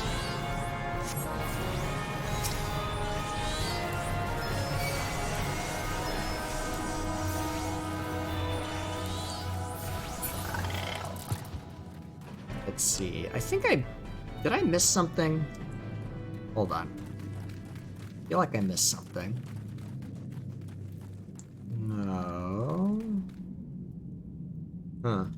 I think they're in an older version of the dungeon. There used to be fire sand over on that little like elevator looking thing. Oh yeah, no, they moved it to here, so it's harder to miss. But you take your fire sand. Get 2 6-ounce pinches. 12 ounces of fire sand. Put it in the powder chamber. Hit the plunger. And voila! No more wall. Instead, you got a big old giant to deal with. Get him.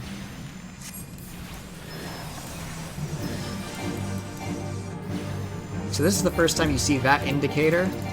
It's hard to tell, but that means the boss is about to hit the tank really hard. Uh-oh.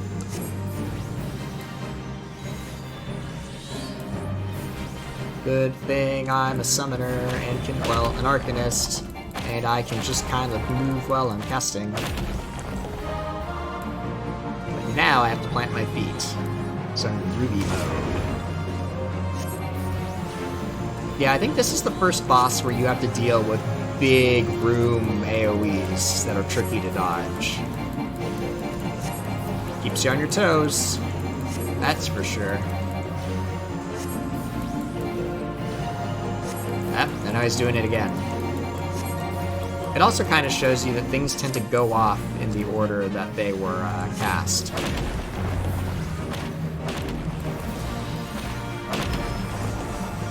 Oh, heck. I had to drop my cast there to not get hit.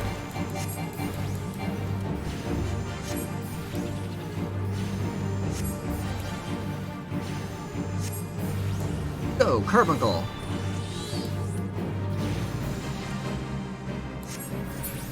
Ha! Victory. Which means that guy doesn't get hit.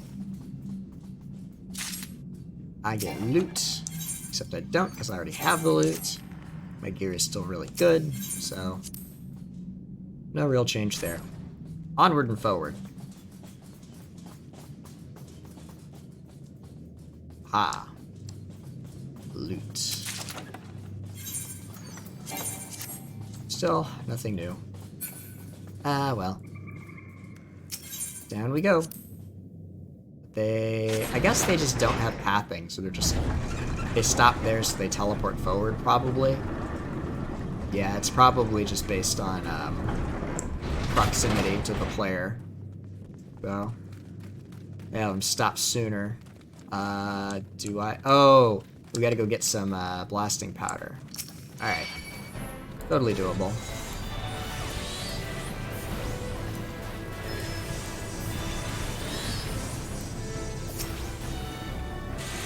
It's those blasting caps that drop the fire sand.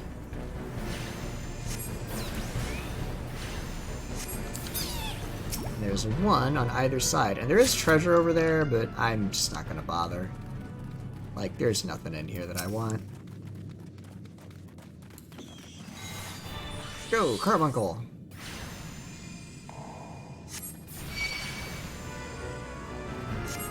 Land. Whoops. Topaz time. I'm used to doing Topaz first, but I felt Ruby was a better opener there since I was opening cold. So I had more time to cast. Technically, you could do the summons in whatever order you want, and it doesn't really change the damage they do, it's just which is more convenient for you.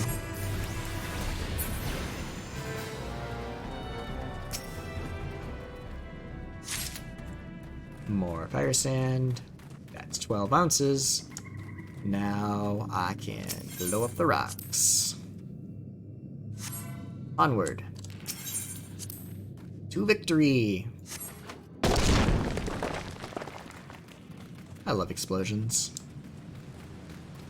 Oh, more fire sand. Well, that's a big ol' ball of goo. Alright.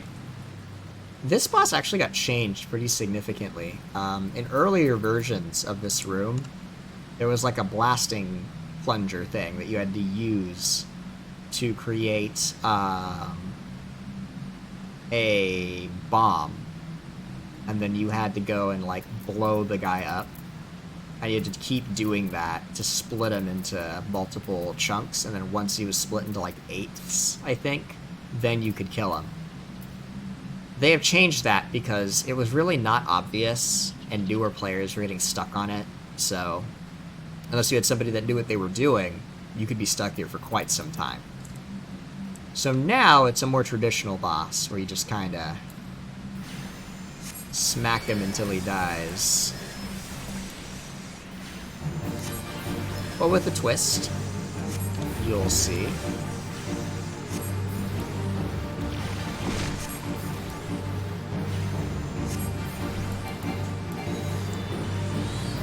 Divide.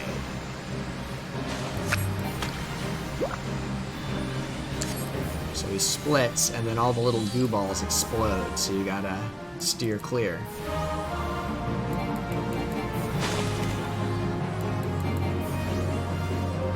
But that's all his tricks. And you'll note you can see the goo balls before you see the orange. So this is one of the first fights that teaches you, hey, maybe pay attention to how the boss looks and like what the animation is, rather than just, you know, where's the orange? Because if you wait until the orange shows up, you might be too late to react.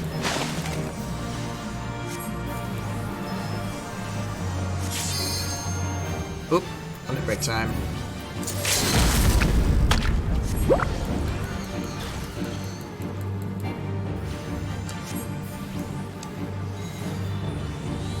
Nice.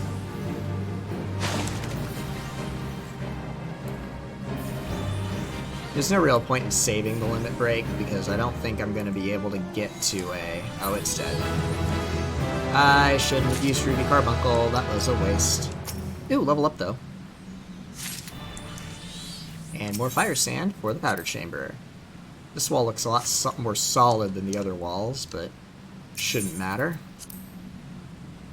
More holes. Crystals! Pretty. Wow, I like this cave. Alright, let's fight some dudes.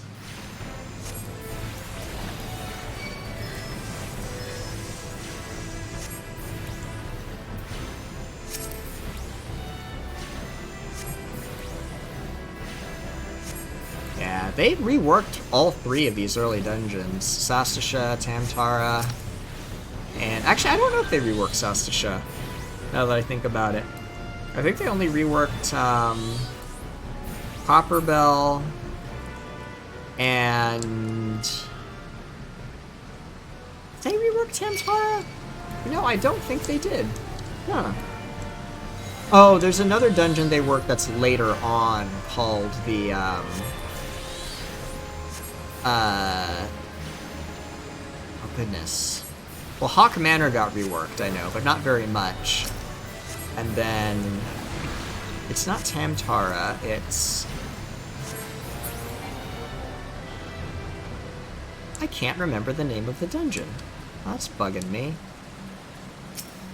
Well, no matter. We'll get there when we get there, and I'll explain it then. But there was a fair amount of early game rework that went into one of the more recent patches. Which just goes to show, even though this is like decade-old content at this point, you know, the devs still care about making sure it's good and fun, and, you know, after 10 years, going back and going, you know, this didn't really work, and then making it work better. They care. That's one of the reasons I love this game, is the amount of care that goes into it. That said, I do miss some of the more interesting mechanics in these dungeons, but I understand why they got rid of them. They really were awkward. And I only liked them because, well, I knew how to do them, and if I'd had to figure them out on my own, yeah, I probably would have gotten pretty frustrated. So, it makes sense.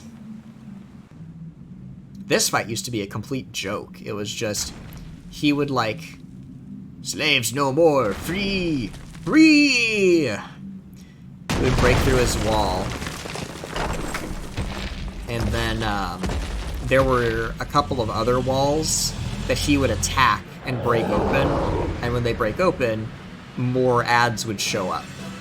But you could kill him so fast that he basically would die as soon as he broke one of the walls.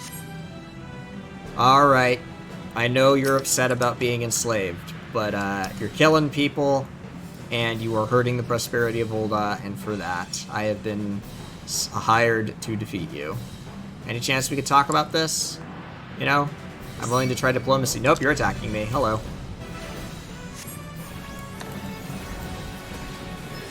Well, diplomacy has failed. Time for swords. Uh-oh. This is the first time you see a donut AoE, where he hits everything except the middle. Combine that with a circle AoE, and you got a lot of in and out movement.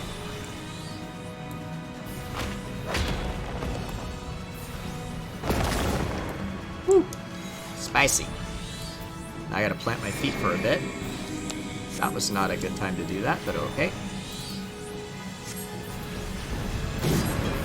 I mean, it's a type of diplomacy. I mean, what is war but diplomacy by other means, right? Oh, that's a tank buster.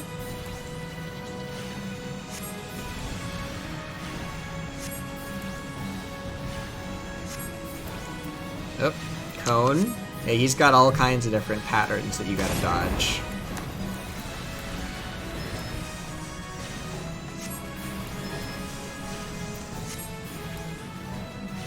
Well, as long as I stay kind of out of the middle, should be fine. Unless he does a donut. That would be a problem. Ah! Why do I open my mouth and say words? I've been immediately punished for my hubris. But he's dead. And another level up. So I have gained quite a lot of levels in these 3 dungeons, which just goes to show, you want to level up faster early game, dungeons are the way to go. Ideally, you want to do as on level of a dungeon as you can, and there's a lot of side dungeons that are completely optional you can do as well. Though the side dungeons that are optional, I don't think you can do them solo with NPCs. I think that's reserved for just the main story quest. Anything good? Nope. Alright. Off we go. Well, okay. You can do them with your squadron NPCs, but by the time you have squadrons unlocked, you're probably like level 50 or at least. I mean, it depends. Eventually I can join a grand company. Well, what I'm talking about with Mia is, there are 3 grand companies, one for each city-state of Eorzea, and you join one of them in the course of the story, right? This isn't too big of a spoiler, right? But you can rank up within that company, and eventually they assign you a squad of dudes to sort of help you. And then you can go run dungeons with your squad instead of queuing with other players. Oh yeah, you do have to do 2 of those optional dungeons. I forgot. Yeah, because you have to do the hunt logs to get to that rank, and so that requires, I think, Halatali and... what was the... do you have to do Karn? The other one might be Sunken Temple of Karn, but... since you have to do those, yeah, those are in fact mandatory. So you'll have to do those dungeons with other players before you can solo them. Karn or Cutter's Cry. Ah, okay. That makes sense. Well, this dungeon is safe. So, back to Ul'dah. Oh, and while I'm out here, I should probably attune to Horizon, since I think I'm going to have to come back here eventually. Better to lick the crystal now than have to run later.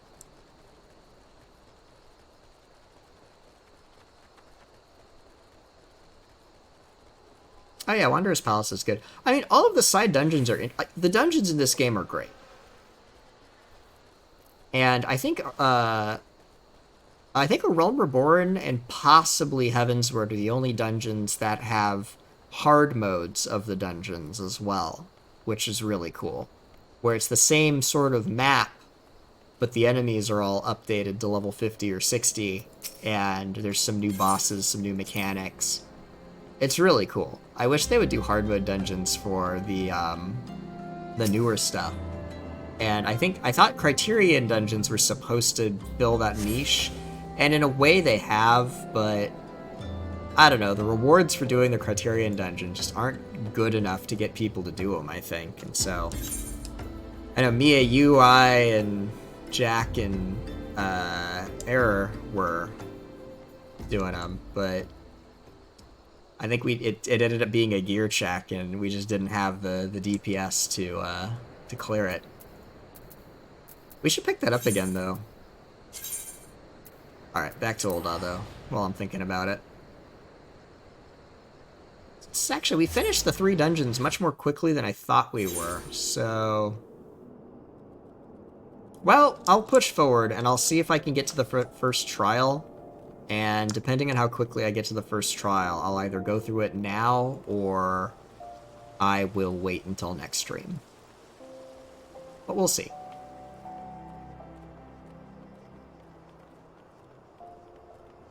What am I supposed... Oh, I should have teleported to the Adventurers Guild. I just kind of ran off without thinking.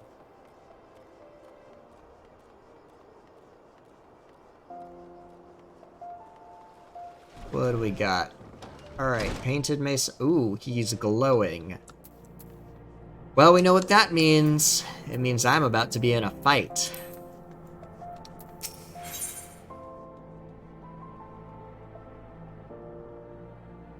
Oh, Duty Finder is, I've been in queues for several hours. But admittedly, I usually queue kind of late at night. And so at lower levels, it's fine. You know, doing a duty roulette, it's fine. At high levels, if you are not during peak hours, you're not queuing. Not even as a tank or a healer. You're just not queuing. So it's rough. Mia, I've been in queue for 4 hours. I think my record is 6 hours. It's bad. Like, it got to a point... So at the end of... During level 50, there's a lot of side content to do. And, I had to switch data centers to do that content because the queue times were just too long. And I only went back after I'd gotten past the level 50 sort of side stuff that I wanted to do. It's rough. It's really rough. Yeah, that's so funny because now Crystal is more congested than Ether, and Ether is known as the raiding server, but yeah, it's how it is. I mean, it's getting livelier. Like, I'm seeing more and more people on, but it still is got a ways to go. But for now, story progress. It is. Data center travel does mean that you don't have the option of staying, or you have the option of leaving. And so since you're not forced to queue on your data center, you can just go to the higher traffic data center and it's fine. Oh yeah. It does make Dynamis viable because otherwise it would be a much higher startup cost to going to Dynamis. Like, in some ways it's more rough, and in some ways it's less rough. Because, like, hey, you know, you can go to another data center, but if you want to queue on Dynamis, which I do want to queue on Dynamis on one of my characters because of, well, a personal challenge, ooh, it's rough. But, the Conqueror of Copperbell returns. Thanks to you, our mining operations can resume, and Olda will have the materials she needs to rebuild. The entire nation's in your debt, friend. I'll share the good tidings with Papashan next time I see him. As for you, you'll want to report to Momodi. It'll do the woman well to see you alive and in one piece. I mean, she's right there. Like, she can't just see me right there? Uh-oh. That's not good. Shut your mouth, you thieving little swine! You stole from me! Don't even think to deny it. Please, sir, I didn't steal nothing. I bought this. Paid for it with my own coin. What rot! You refugees are all the same. Couldn't afford maggoty mole meat, much less a choice cut of dodo. I'm going to say it one more time. Give back what you stole, or I'll make you wish you'd never set foot in this town.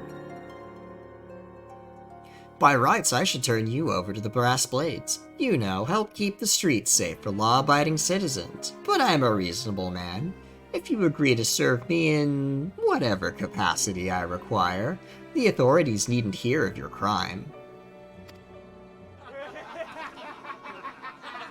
I am going to stab you. Well, I don't have stabbers. I am going to cast spells at your face. But I ain't done nothing wrong. 12 is me witness. Bystanders that just don't want to get involved. But I will. Please, adventurer, help me, I beg of ye. I swear on me mother's grave I didn't steal nothing. I bought this with the coin I'd saved. I only wanted to treat me children to a decent meal. Well, yeah. This is... Listen. I ain't gonna stand by and let you bully this poor woman. Oh, who the hells are you when you're at home? This dog's master? I've had enough of this mummer's farce. You lot, teach him a lesson. You. I'm... There, you know, calling you a gutter is insult to gutters. Alright. Let's beat the tar out of his men.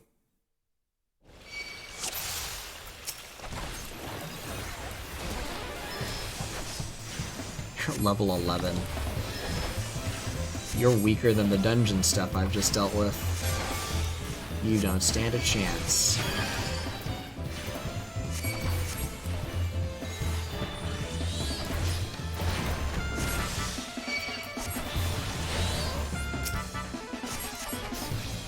Ha, that's one down. That's another down. And that's 3. And you're not gonna hurt her on my watch.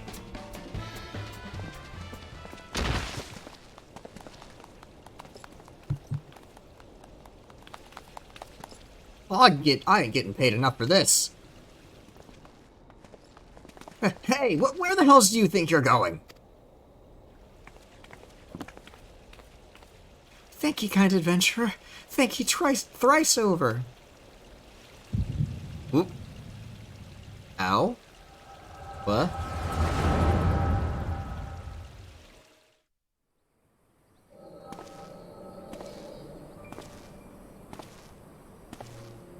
A vision of the past. I think? I swear there were more refugees than when last I looked. And you wouldn't be mistaken. But it's been 5 years since the calamity. Why are they only coming here now? It's simple, really. While a number of hamlets survived the immediate aftermath of the calamity, many more were no longer able to support their communities. The residents found their lands had either been rendered barren or cut off from trade routes, and problems like those aren't easily solved. Though they tried to make the best of it, it was only a matter of time before they were forced to abandon their homes and seek a new life in the city. I see. But the calamity affected the whole realm, didn't it? Is the same thing happening in the other cities? If the talk is true, yes. Though perhaps our situation is more pronounced. Ulda has a reputation for being prosperous, so it's natural that the refugees would try their luck here first. My heart goes out to them, it truly does, but I'd be lying if I said that I wasn't apprehensive.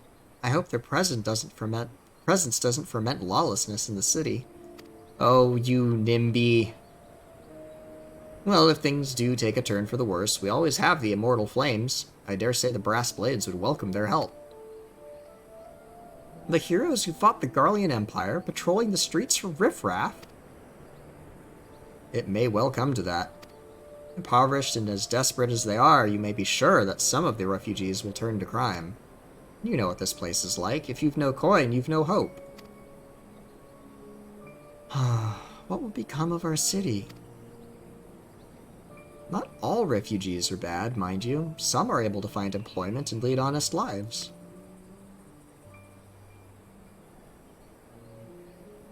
Alright, Mia, good luck.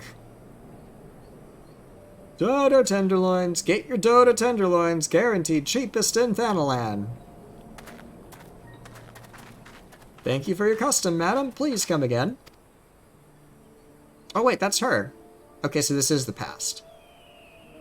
Looking around, you'd think that Ul'dah was well on its way to recovery, but peer through the veil of prosperity and you'll see no end to the misery and suffering. You know, okay, his heart's in the right place, but he seems more concerned about himself than his fellow man.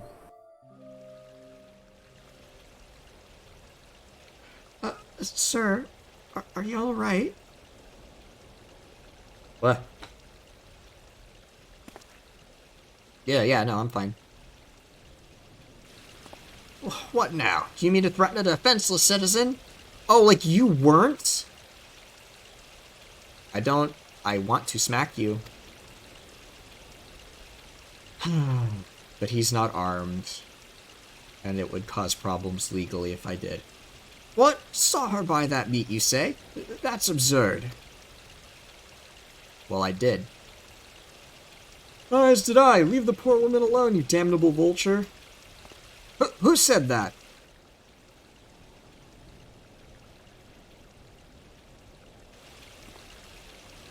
They all want me to... They're all spoiling for a fight around the edges.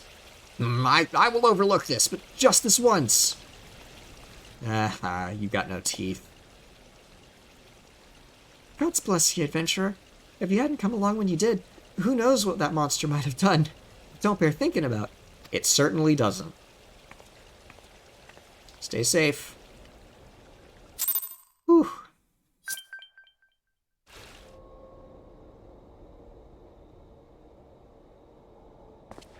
Well, what have we here? Ever the selfless hero, I see. Oh, hey, Stola. It has been a while, adventurer. I have been watching you closely ever since you flew out of Limsa. You have discharged your duty as the Admiral's personal envoy with admirable humility, and you have displayed unfaltering courage in the face of danger ever since. Whensoever you came upon those in need, you gave them succor with no thought of personal gain. In summary, you have demonstrated all of the qualities we seek in an adventurer. Wait, we? For reasons I cannot well explain, your every deed seems invariably to serve the general good, whether you mean it to or not. It is a happy knack, and one which speaks volumes for your character.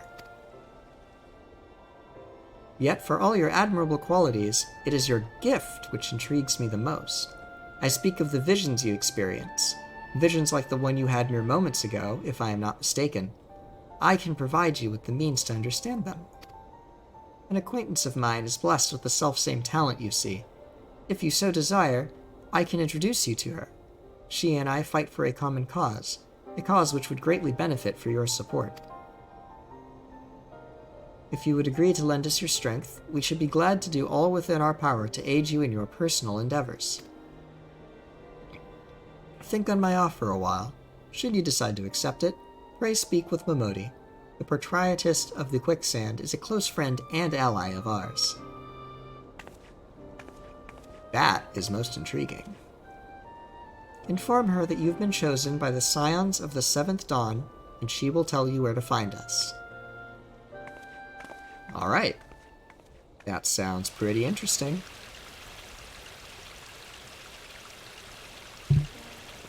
Well, let's go talk to Momodi.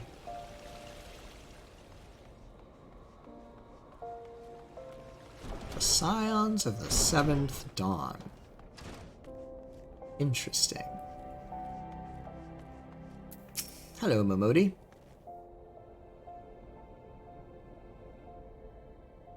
Seems like scenes like that are becoming ever more common, I'm afraid. Don't worry, though. If you work hard, you'll probably be alright.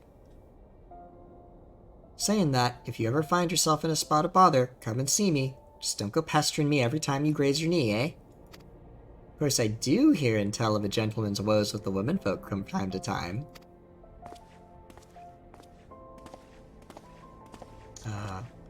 Blippi. Sorry to keep you waiting. I was just providing guidance to a fresh-off-the-carriage adventurer. But gods, it's good to see you safe and well. To look at you, no one would ever guess you'd been hard at it with giants in the dark. You're every ilm the adventurer Mion said you'd be, Blippi. The station master will be overjoyed when he hears the news. Oh, before I forget, there's a lass here who wants a word with you. Didn't actually know your name, but hearing her description, I knew who she meant right away. Oh, Etta. Thank you for sparing the time. I realize you don't know me, but I've been longing to speak with you for a while now. Why so? My name is Etta. I'm an adventurer like you, though I'm not very good at being one, if truth be told. Anyway, I was adventuring with my friends in Gridania when... I'm sorry, we were in Gridania when the leader of our party was killed. His name was Aver, and he and I were to be wed in the spring. You may not remember him, but to say that he remembered you would be an understatement. He would sing your praises from dawn to dusk. He saw you for what you are, you see, an adventurer's adventurer, and swore that he would be like you one day. I believe that he would have succeeded, had a friend not robbed him of the chance. A fiend. I misread that. Since that day, I have thought long and hard about giving up adventuring. When I think of the man you are, all that you've achieved, I find that I am inspired, just as Aver once was. So I've decided to start again as an adventurer. I'll go back to the village of my birth and begin my training anew. But I wanted to meet you first, to ask you your name. Well, I'm Blippi. Blippi Benoy. Blippi Benoy, I shan't forget. Thank you, Blippi Benoy. I pray that we will meet again. Fare you well. Good luck, Etta. Adventuring can be a cruel, bleeding mistress. Time was, I didn't know why anyone would bother. When they first asked me to take charge of the guild here, I didn't want aught to do with you lot. Thought it'd be a right pain in the arse looking after you all.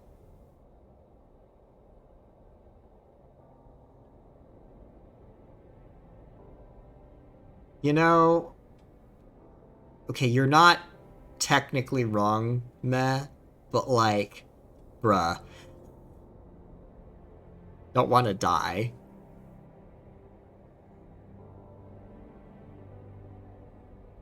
Besides, I can die and get away with it. Other people can't. But against my better judgment, I decided to accept the post, and I'm full glad I did. I feel privileged to be a part of your lives. And that goes double for yours, Blippi. Oh yeah, I need to know about the Scions of the Seventh Dawn. Eh? What did you say? You want to know about the Scions of the Seventh Dawn? You're beginning to move in earnest, then. Listen, Blippi, the Scions ain't no ordinary folk, and the work they do ain't no ordinary work. I know full well how capable you are, but even you would think twice about attempting some of the stuff they do. Knowing that, if you're still certain you want to get involved, I'll tell you what I can. Well, yeah. I mean, I'm always down for a big challenge. Hit me. So you want to know more then, do you? Well, ain't that a surprise. I swear, if I painted certain death on one door and limitless wealth on another, 9 out of 10 adventurers would go through the first, and the other bloke wouldn't be able to choose on account of being Ul'dan. Anyway, don't say I didn't warn you. First of all, if you're wondering whether you can trust these Scions of the Seventh Dawn, you can. They're good people who've made it their mission to solve some of Eorzea's most pressing problems. Of course, that ain't no small task, and so they're always looking for dependable individuals to join them. Individuals like you, Blippi. Now I've been given leave to tell you where to find the Scions, but you must promise to keep this information to yourself. As you can probably imagine, it's something Eorzea's enemies would very much like to know. The Scions are headquartered in Vesper Bay, out in western Thanaline. The place you're looking for is called the Waken Sands. Give your name to whoever's at the entrance, and you'll be let in. You're a man in demand, Blippi, and the days ahead promise to be busy, but I hope you won't forget about them as helped make you into the adventurer you are. Drop in and tell them how you're faring from time to time, you hear? Right, well, I've said my piece. Off you go. To Vesper Bay. So, the naive way to get here is to teleport to Horizon and then run. But if you're cool, you go back to the Limsa Laminsa lower decks, because there is a boat you can take from here that goes straight to Vesper Bay.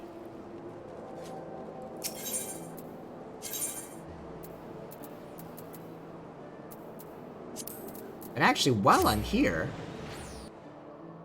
I guess I could do the... Yeah, I got time.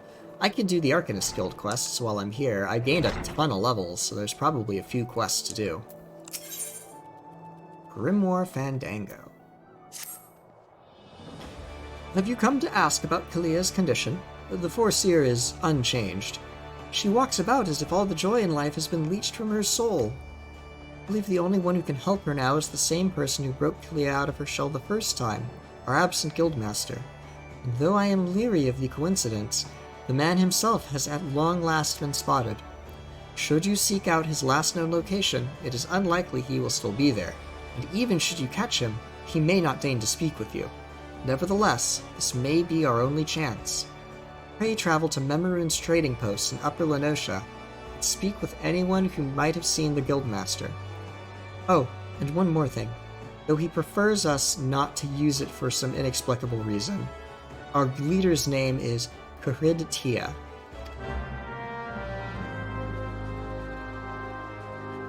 So he and Kalia are from the same tribe, the K tribe. So Memorin's trading post, alright. To Upper Lenosha we go.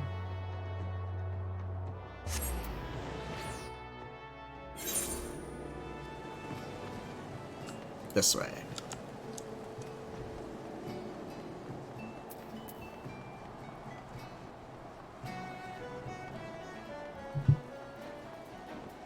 Alright. Off into new territory. See, that's where Sashtasha was. It's Spaceballs! Not really. Dark Helmet. Yeah, level 50 enemies can show up in these lower zones. They are unique mobs that, well, it was a thing for the level 50 players to do once at endgame. And, that tradition is continued. You'll find, you know, level 60, 70, 80, 90 enemies. The blue ones don't attack you, but there are red ones that, well, you should steer clear of them if you see them. Unless, you know, you're high enough level to deal with it.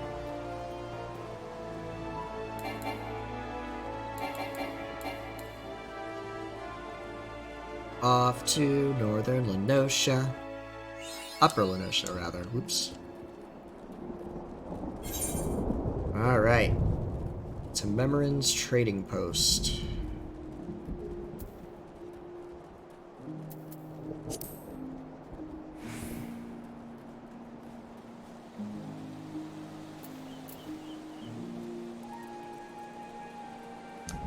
There's Memorune, but where should I... Aha! Who is this? A witness. Fisherman. Morning, sir. I was the one who sent word to your guild about spotting your leader. It's a right rare sight to see Kurid Tia roaming about. He asked me the way to Thalos. But it could be he was seeking to speak with the scholar who lives out there. Alright. Where is Thalos? Oh, that's just over there. Look at the bones! Some big old bones. Whoop. Into the water.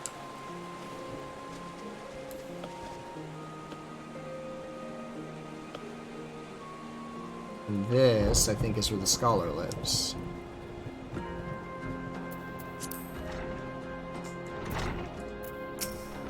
Hello there. Well, yes, I did receive a visit from a gentleman identifying himself as the Archivist Guildmaster. An odd fellow, but obviously possessed of a well-rounded education. As it so happens, he bid me pass on a message to anyone who came searching for him. Reunited, the 3 slips of parchment hold the problem to the solution. The Guildmaster mentioned that the slips of parchment are concealed among the bones of Thalos. I suppose you are expected to claim them. Well then, a scavenger hunt it shall be. They're hidden pretty well, as I recall. But I found them well, that one's easy.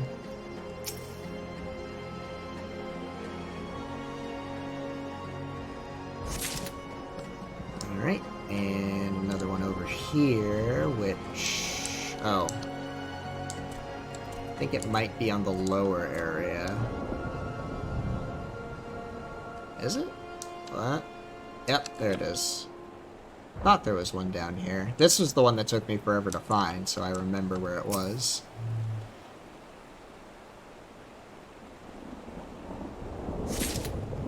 And where is the last one? It's up, but how do I get back up? Can I get up here? Jump. Nope. Come on. Parkour. There we go. Parkour. There we go. Oh, okay. You wanna fight?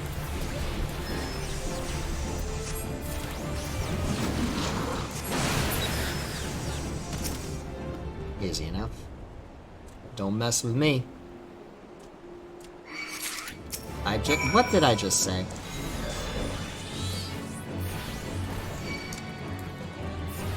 Come on now, you can't beat me. I am simply too cool to be beaten.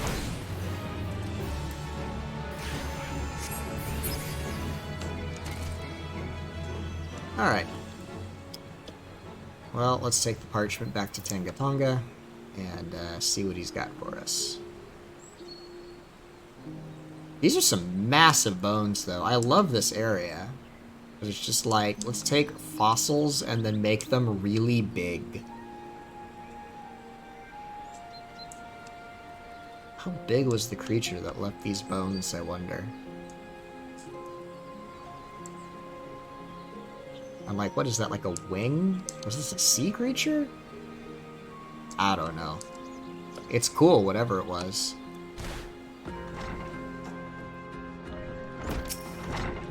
Have you tracked down those 3 slips of parchment? Both sides are filled with letters and markings unlike any you've seen in Eorzea. Huh. Interesting, they actually exist. To be perfectly honest, I thought you had been sent on a wild dodo chase. Let's have a look at these, shall we? Well, well, Pungdent Ancient Allegan, no less. Fortunately for you, I have a passing familiarity with the script. Seek the box at Fool Falls, dance a jig for your wooden audience, claim the secret from the opened heart. Most cryptic set of instructions, I must say. Do you intend to follow them? This guildmaster of yours certainly enjoys his games. Well, not much choice, do I? Wait. Oh, wait. I need to go this way, not up. Oh, heck. This town is always under attack by one thing or another. I'm getting out of Dodge before it gets too fierce.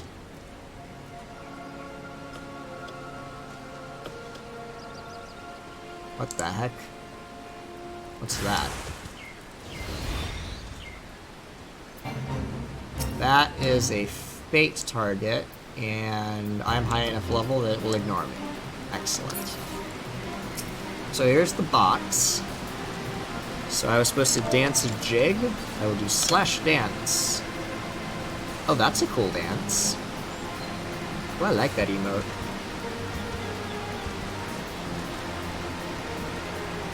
The box rattles and thumps about as if something within seeks to be freed. It appears the lid has been loosened somewhat. Yay, he went away. Ah! Die. Oop.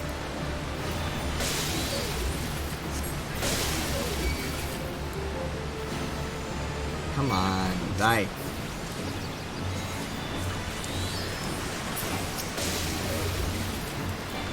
Oh yeah, the wind summon I have casts really fast. That's its whole thing. There we go. Okay. Can I open the box now? Aha, I can. You find a slip of parchment inside the box. If there are answers you would seek, then to the trading post now go. Before the owner, be not meek, with your 2 feet provide a show. Thinking he wants us to dance again, can you not?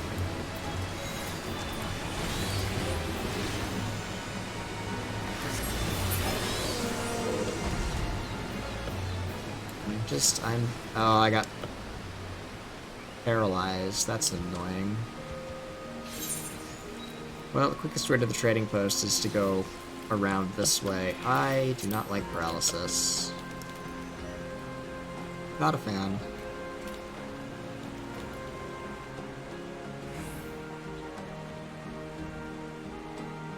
Yeah, this is good. You know, I guess it would have been faster to go this way instead of trying to cut through the village, but it is what it is.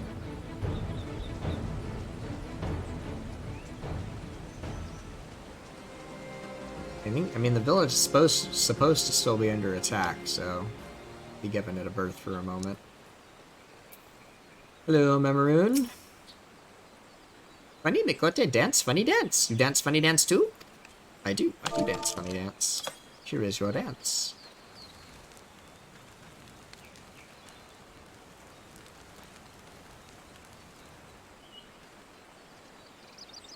Ooh, a cutscene.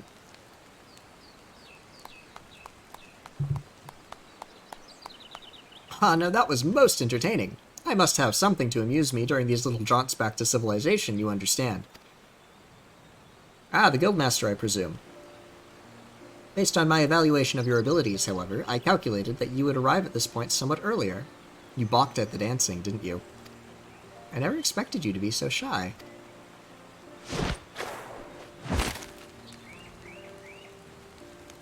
Another variable to add to your list of characteristics. I keep extensive mental notes of all the guild's members, you see. As an arcanist, it was a simple matter to engineer events so that I might meet you face to face. After all, strategy is a tool used to manipulate one situation into the desired reality. And I do so enjoy seeing others dance in the palm of my hand, as it were. You're weird, dude. Here, you may have this. Think of it as payment for your performance. Well, I know what to do with this. Girl Kalia needs another grimoire. Though you might consider passing the tome on to Kalia, that is the reason you sought me out, was it not? Yeah. Of course, man. Before you give Kalia the grimoire, however, I must insist that you dance for her. I will know if you don't. All this banal interaction has simply exhausted me. It is time I returned to my studies. You, on the other hand, should travel forthwith to the anchor yard in Limsa. Be well, Blippi. We shall meet again. I am 100% certain of it.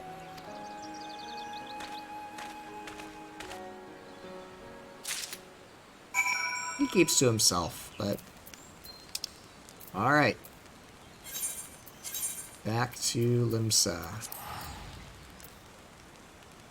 Ah, she's in the anchor yard. Okay, I know where that is.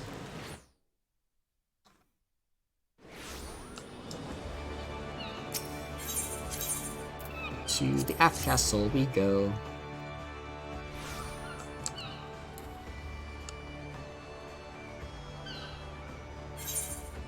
And then we've got to head way out to the Shrine to the Navigator.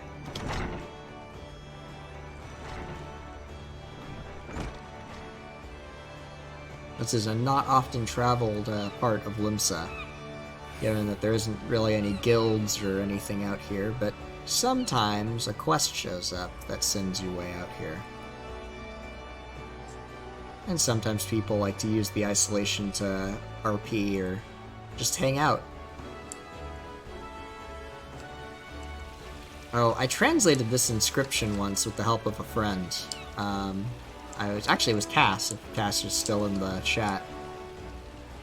I think it said... What did it say? It was like, born on high by wings divine in the halls of the 12 be heard. Yeah, I think that's what it said. The Orsian script is just an English transliteration. You can learn to read it. And the top inscription is the same as the bottom one. Hey, Clea. I have a dance for you. Cheer up.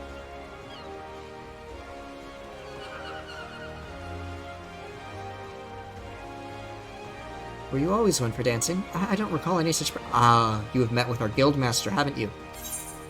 I have. That would explain your odd behavior. He does so enjoy seeing people perform unexpected acts of frivolity. But what could have spurred our reticent guildmaster to speak with you in person? Well, Kalia, I have a grimoire for you. A brand new one. He gave you this grimoire to give to me? Uncanny. It is identical to the tome I received the first time I ever met our leader.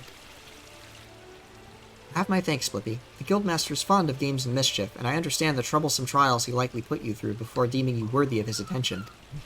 With this gift, however, his message to me is abundantly clear. I am to shape reality into the one I desire. And that means defeating Desmaga. Right on. Gods, my mind is alive again with strategies. I must have time to think. Pray inform Mistress Thubergeim of my return to duty. At once. Assuming precondition C, the introduction of variable M would alter the scenario A in a manner which would of course require... Yep. Oh, her mind is going.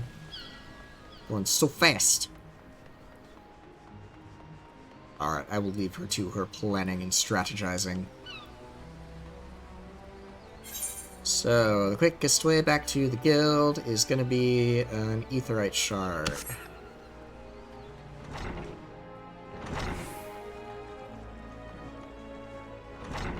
And so we head back to the Aft Castle. I mean, like, if you need to do something in Upper Limsa, the Aft Castle is going to be where you teleport. It's sort of the central Aetheryte shard, and there aren't a lot in the city, so... sort of a one Aetheryte fits all kind of deal here.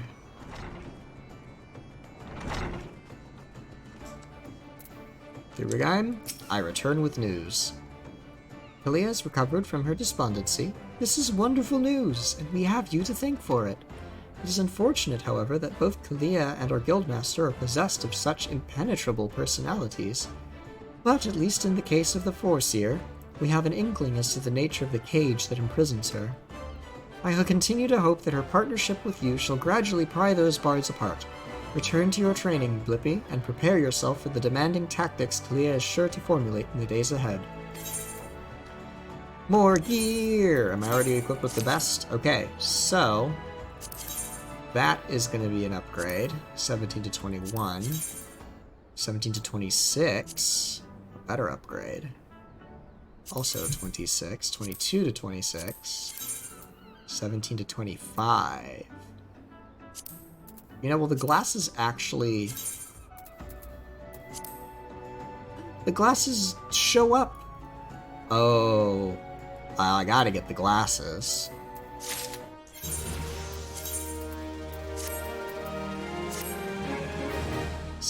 science, Bunui. They're very subtle. But they are there. I love it. Alright, more quest, more quest. Ooh, rune upgrade. Love that. Alright. I've been expecting you, Blippi. As ever, Kalia's predictions prove accurate almost down to the moment. And her mind is especially sharp with such a dangerous confrontation in the offing. The Yellow Jackets have contacted us with word of Dozmaga. It appears his merchant vessel is presently anchored off the coast of Bloodshore. Once the pirate's business there is concluded, rumor has it that he intends to embark on an extended voyage to the east. It will be some time before he returns once more to Limsa Lominsa. If we pass up this opportunity, Kalia will lose her chance to settle the score with Dozmaga, and we risk the Foreseer stumbling once more into the blackest melancholy. Simply getting close enough to Dozmaga will prove difficult. Kalia has, however, already formulated a solution, and has set her grand strategy into motion. Her first task in this undertaking is to travel to Costa del Sol and deliver this set of directions to a fisherman by the name of Rilzern. More instructions will be forthcoming. Alright. We are executing the plan. I don't know the plan, but we're gonna execute it anyway. I've not been to Costa yet, so... where do... aha. The Limsa Fisherman Docks. Off to Costa del Sol we go.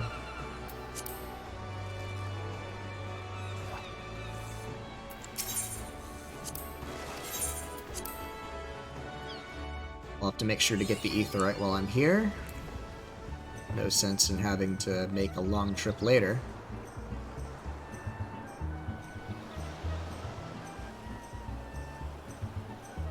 Costa del Sol.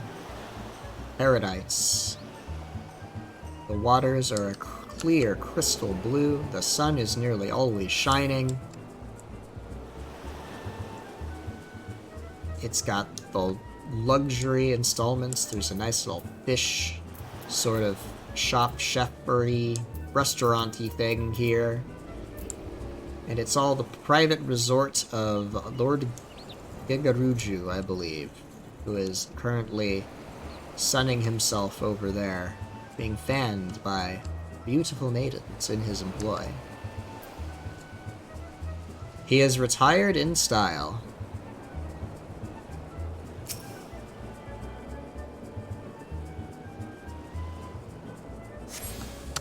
Alright, where is the fisherman we were meant to meet? Up the coastal ways? Alright.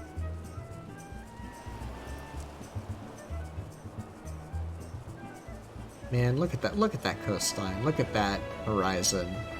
So pretty.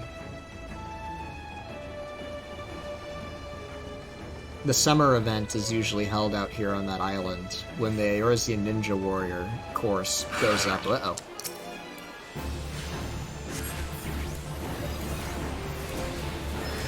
I'm under attack. Not for long, though.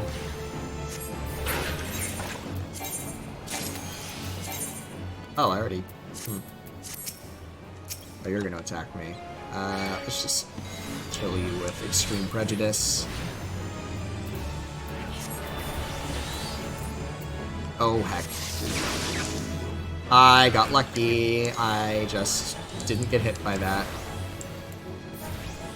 Like, I stood in the orange, and it's still... I did missed. That was very lucky. Alright, where do I need to go? This guy.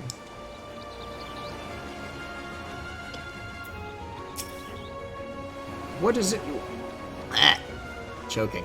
What is it you want, lad? As you can see, I have my hands full with me fishing. Well, I have a letter for you. Ah, thanks for that. I've been told to expect you. Here, you're to take one of me herrings and deliver it to the cook, Oppialona. Okay. I am sure this will serve a purpose.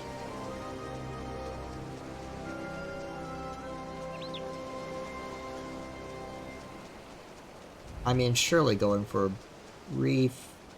No, I'm not. I'm not dressed for it. I don't want to get my clothing soaked. But still. Here we are, ma'am. Yes, and how am I to help you? Master Gegaruju is expecting his midday meal any moment now.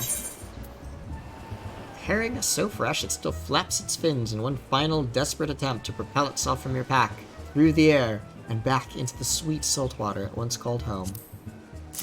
No, unfortunately for you, you're going to be food, my fishy friend. A fresh herring? The master does enjoy a bite of broiled fish of an afternoon. This might even earn me a few extra coins for this week's wages. Well, you have earned yourself one of my homemade eel pies. I should tell you, though, your Arcanist colleague was quite insistent that you take the pie to Master Gegaruju, rather than scoff it down yourself. Okay. Alright, alright.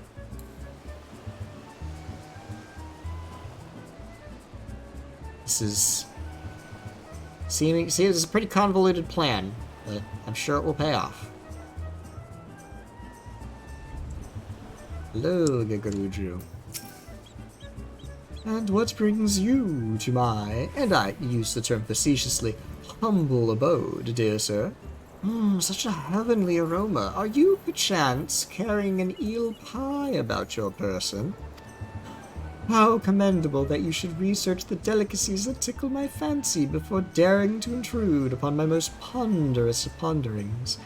Speaking of ponderous, well, I was speaking of it at least, I have a hefty purse of gil to persuade you to relinquish your claim on that pastry.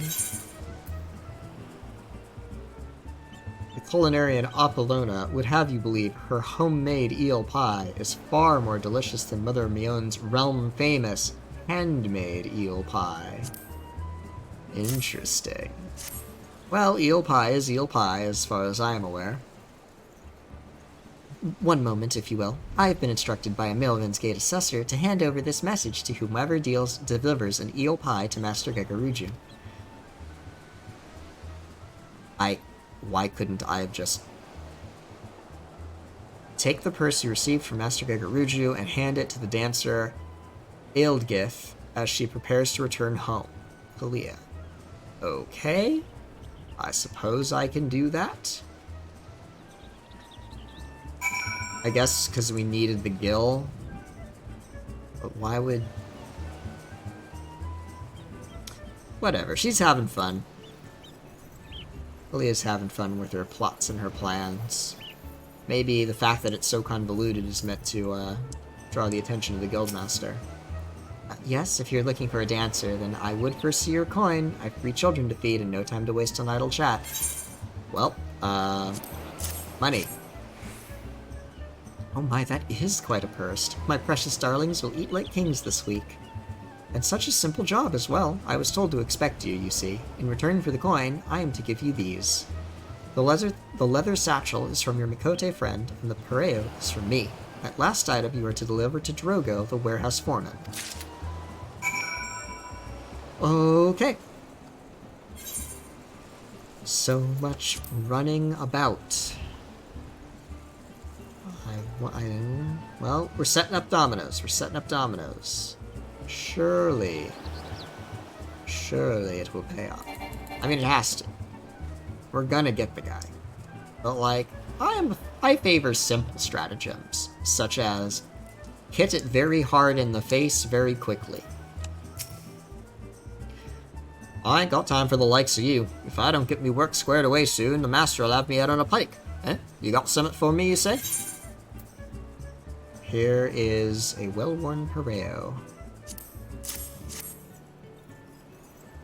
Hey now, ain't this Eildgith's pareo? That Mikote lass said someone'd be bringing me a gift what I couldn't refuse, and stick me with a pitchfork if she weren't telling the God's own truth. There, you're supposed to have this bottle of wine. Take it to the Flying Shark and pour a cup for the sailors what are drinking there. That's what she told me to tell you, Anyroad. I'd watch me back if I was you, though, son. Them sailors the meanest bunch of cutthroats I ever did see. Well, okay. Well, if they attack me, they're in for a bad time. I don't think it'll come to that, though.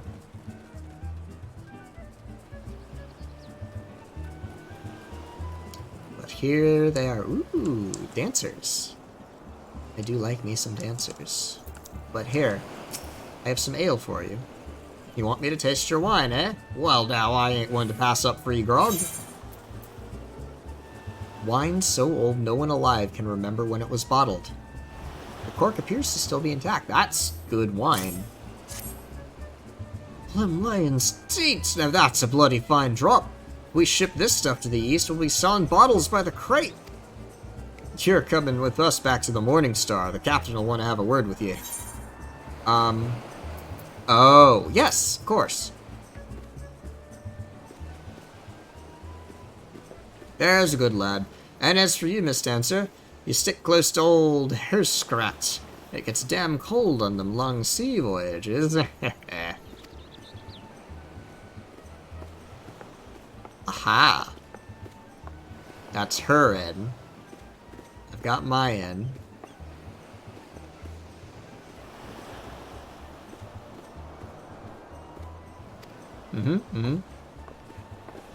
Understood.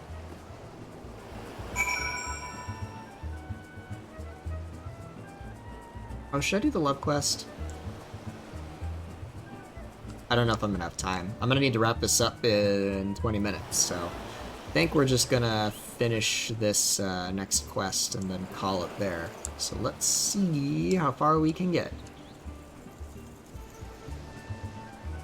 Oh, there's the boat. There's the trial.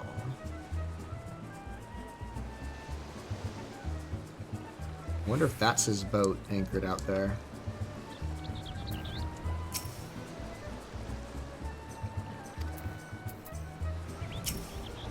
You ready then? I'll be off as soon as the boat's loaded.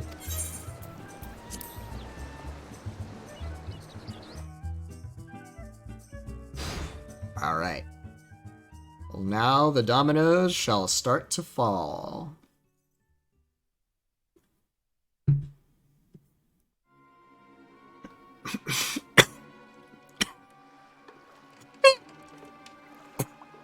Inhaling water is not something you should do. Oog.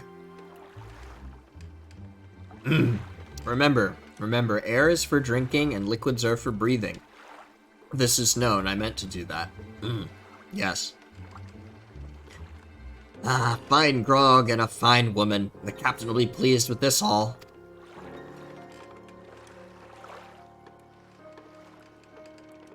Pray do not stare so. This was the most expedient method of gaining access to the ship. I will take that satchel from you now. You may have it back after I take the items I need. Sure thing. It's your plan, after all. What mischief are you two about?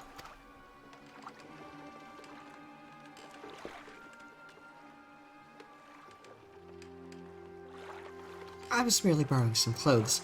You wouldn't wish me to catch a chill from this brisk ocean air, would you? It is a good pirate hat. There is a better pirate hat, but I don't have it yet. You'll be dancing yourself warm once we get you on the ship, lass. Hey, Randall. It's good to see ya. Stream's gonna be ending pretty soon, though.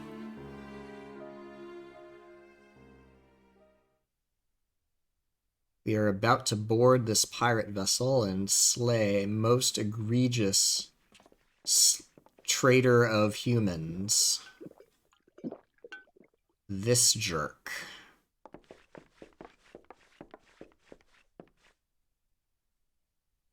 You'd better slip off that ratty robe before you meet the captain. Oh, of course, of course. Oh, they're all dead, Nixa. They just don't know it yet.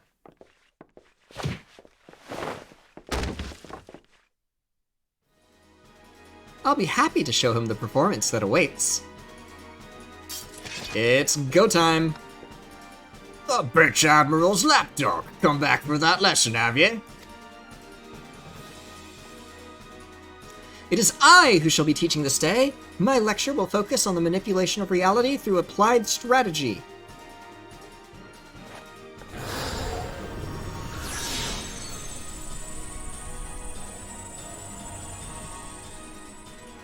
Enough of this damn yapping. By the time I'm done with you, you'll remember who your real master is.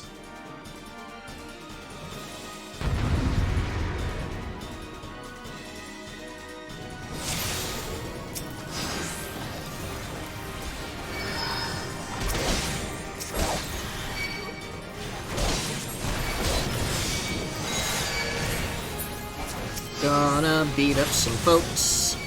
And I think as long as I stay in this little, like, bubble, I have a buff.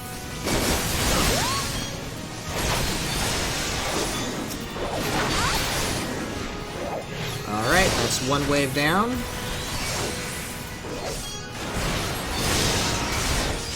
And...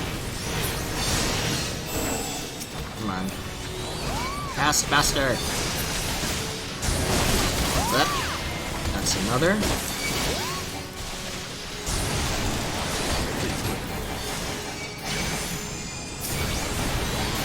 Gotta stay in the thing. Oh my gosh, that's a lot of dudes. Am I dying? No, I am not dying. I am simply too cool to die. Whew. I'm having to do some footwork here, though.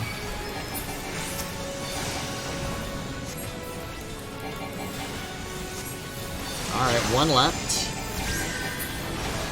Alright, now where?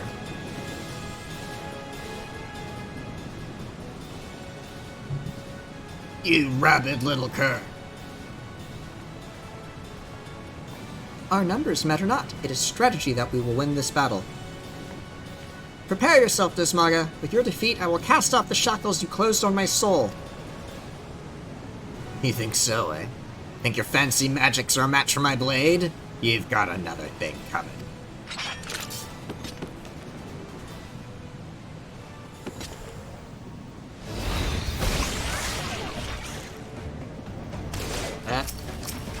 Alright. Just burning them down one at a time. Then we'll deal with the big one.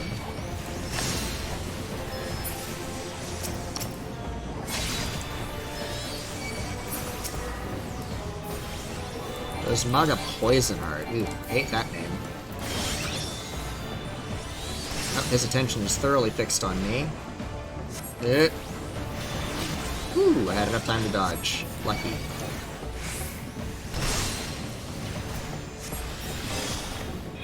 You're not getting out of this alive, Dosmaga. You will answer for your crimes.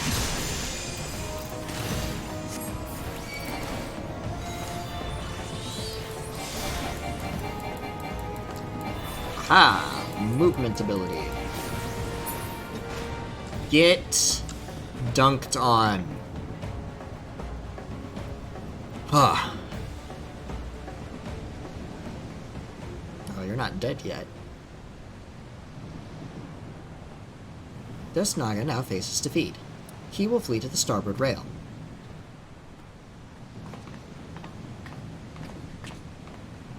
Obvious. Next comes his attempt to escape into the sea. You think you're pulling me strings, do you? Think I'll dance to your tune? Well, I ain't falling for your bloody tricks.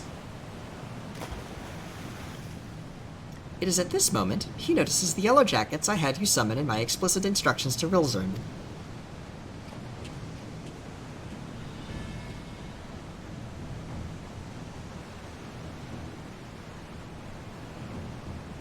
Uh-oh.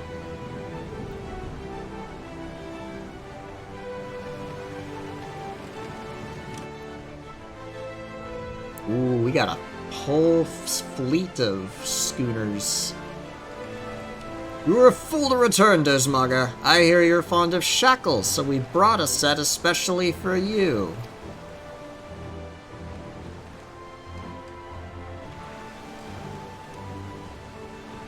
And this is where it all falls apart for him. Justice is served. Shame I didn't get to kill him, though.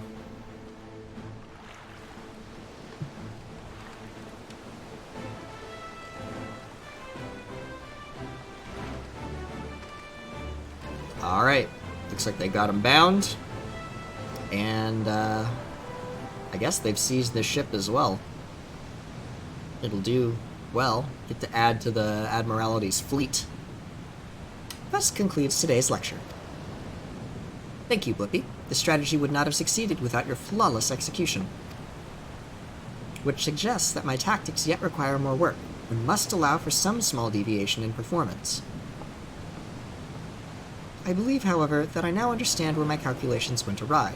It is not enough to wish to shape reality, one must also have a complete understanding of the reality one wishes to obtain.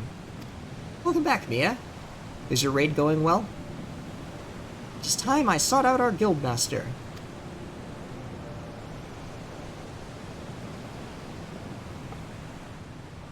What are you?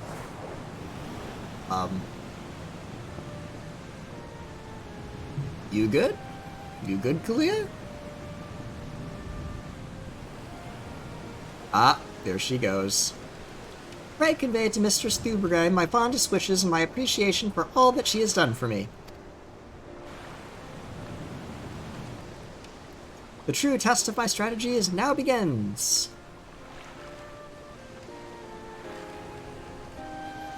Alright, Kalia. Safe travels. May we meet again.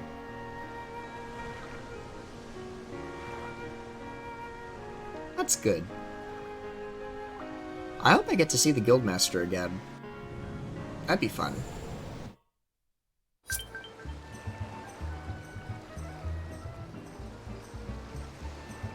Well, back to the Arcanist Guild, I think. Although, actually, before... I got 13 minutes. That's enough time to do a quick guild lev. I know, Mia, I don't recall it happening, and I've done a lot of the side stuff. It's possible it's just in some obscure bit of content I've missed, but... yeah, I don't know. It hasn't happened? Alright. Well, I hope it does one day. He's an interesting NPC.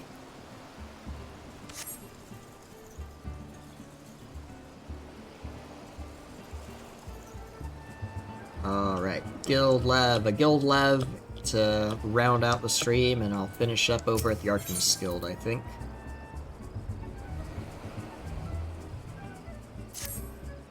Alright, it's just the standard guild lev stuff. Yep. What do I gotta do? Gotta kill a bunch of beetles, it looks like, because Gegaruju stepped on a beetle and was horribly offended by this, so beetles must die. Well, man is richer than sin, so he's got the money to pay for such frivolity. And the beetles are a bit of a nuisance.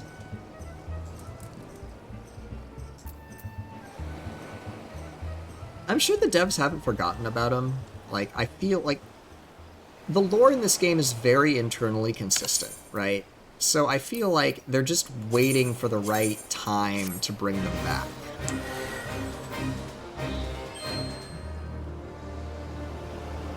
Oh yeah, okay, so I gotta go visit some zones and then beat up everything that shows up.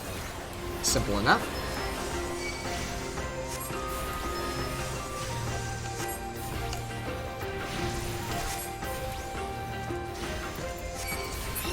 Nice.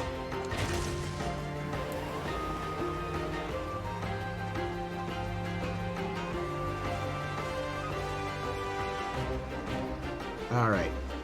What's next? Hello.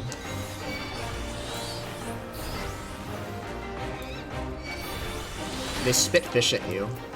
If you're a blue mage, you can learn how to spit fish from these creatures. And, well, it's an interrupt. It's a very useful skill. You would think it's, you know, it's a fish, right? But, well, it's apparently a very powerful fish. That, and then the one you get from the kicker and the little cone-shaped smack that stuns is also really useful.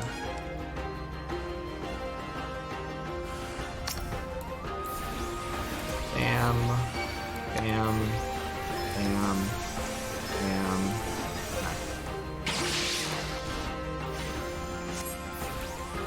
Blast it. Ruin. Ruin. Alright, one more spot.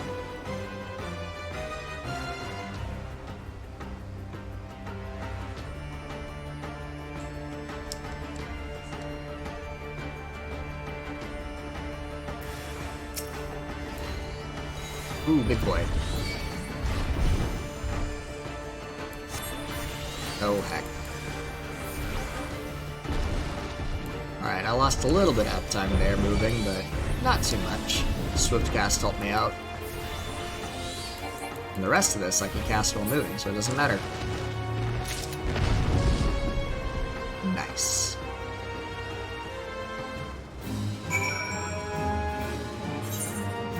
Well, if it disbands, I'm kind of between statics at the moment, although there's the ultimate raid team. So, if you're looking for one, I'd be happy to join up with you. I'm always down for some good Savage content. I bet Jack would too. I know Jack and Anosha need to do Savage. I don't want to organize it, but, you know, if you need a player, I'm down. Love quests unlocked. Oh yeah, the T group filled. We were just short one, but, yeah, no, BOMI was very cool. Where am I going? I'm Arcanist Guild. I know where I'm going.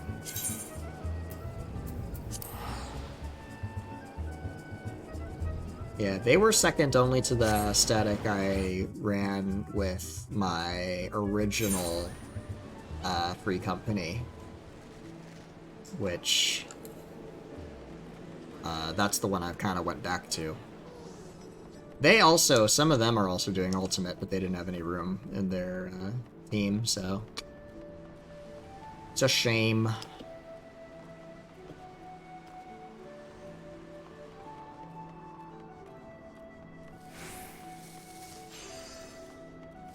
Ooh, yeah, it's 6:53. So yeah, speaking of that Ultimate Raid group, they're starting soon, so I'm gonna have to log out pretty soon. But first, we must bring word of our success and Kalia's departure to Thurbergheim. Welcome back, Blippi. Welcome back, Blippi. There is much I would ask you, but first, may I have the satchel you received during your assignment? Well, of course. Here it is. The veil of mystery surrounding this otherwise ordinary sack is so thick it could suffocate an aurochs. Here you go. The original owner needs her costume back, you see. I'll make sure everything is returned safe and sound. Now let us speak of Kalia. I'm glad to know that she has finally freed herself to pursue her heart's desire, and you are to thank for awakening the Foreseer to her self-imposed fetters. The brilliance of Kalia's strategies served to blind her to her own feelings, and it pained me to see her suffer so. Your example may even encourage Kalia to improve her combat abilities, although such will surely come in time. After all, she intends to study under the Guildmaster's direct instruction. Imagine those two obsessive arcanists and the complexity of the tactics they will develop. It may very well be that your actions in bringing them together will prove the catalyst that sparks a new era of invention in the art of Arcanima. You too should look to the improvement of your discipline if you are to keep pace with all that is certain to follow. To that end, I offer you a new technique, one I pray allows you to more readily drive back your foes on the battlefield. Alright. What is the best gear upgrade? 17 to 31, 17 to 31, 17 to 31, not as much. So, which of these... I like the look of the chest piece the most, although... I think chest piece and pants are functionally equivalent in terms of how important they are gear-wise. So I'm gonna go with the pants, because I like the look of the robe more.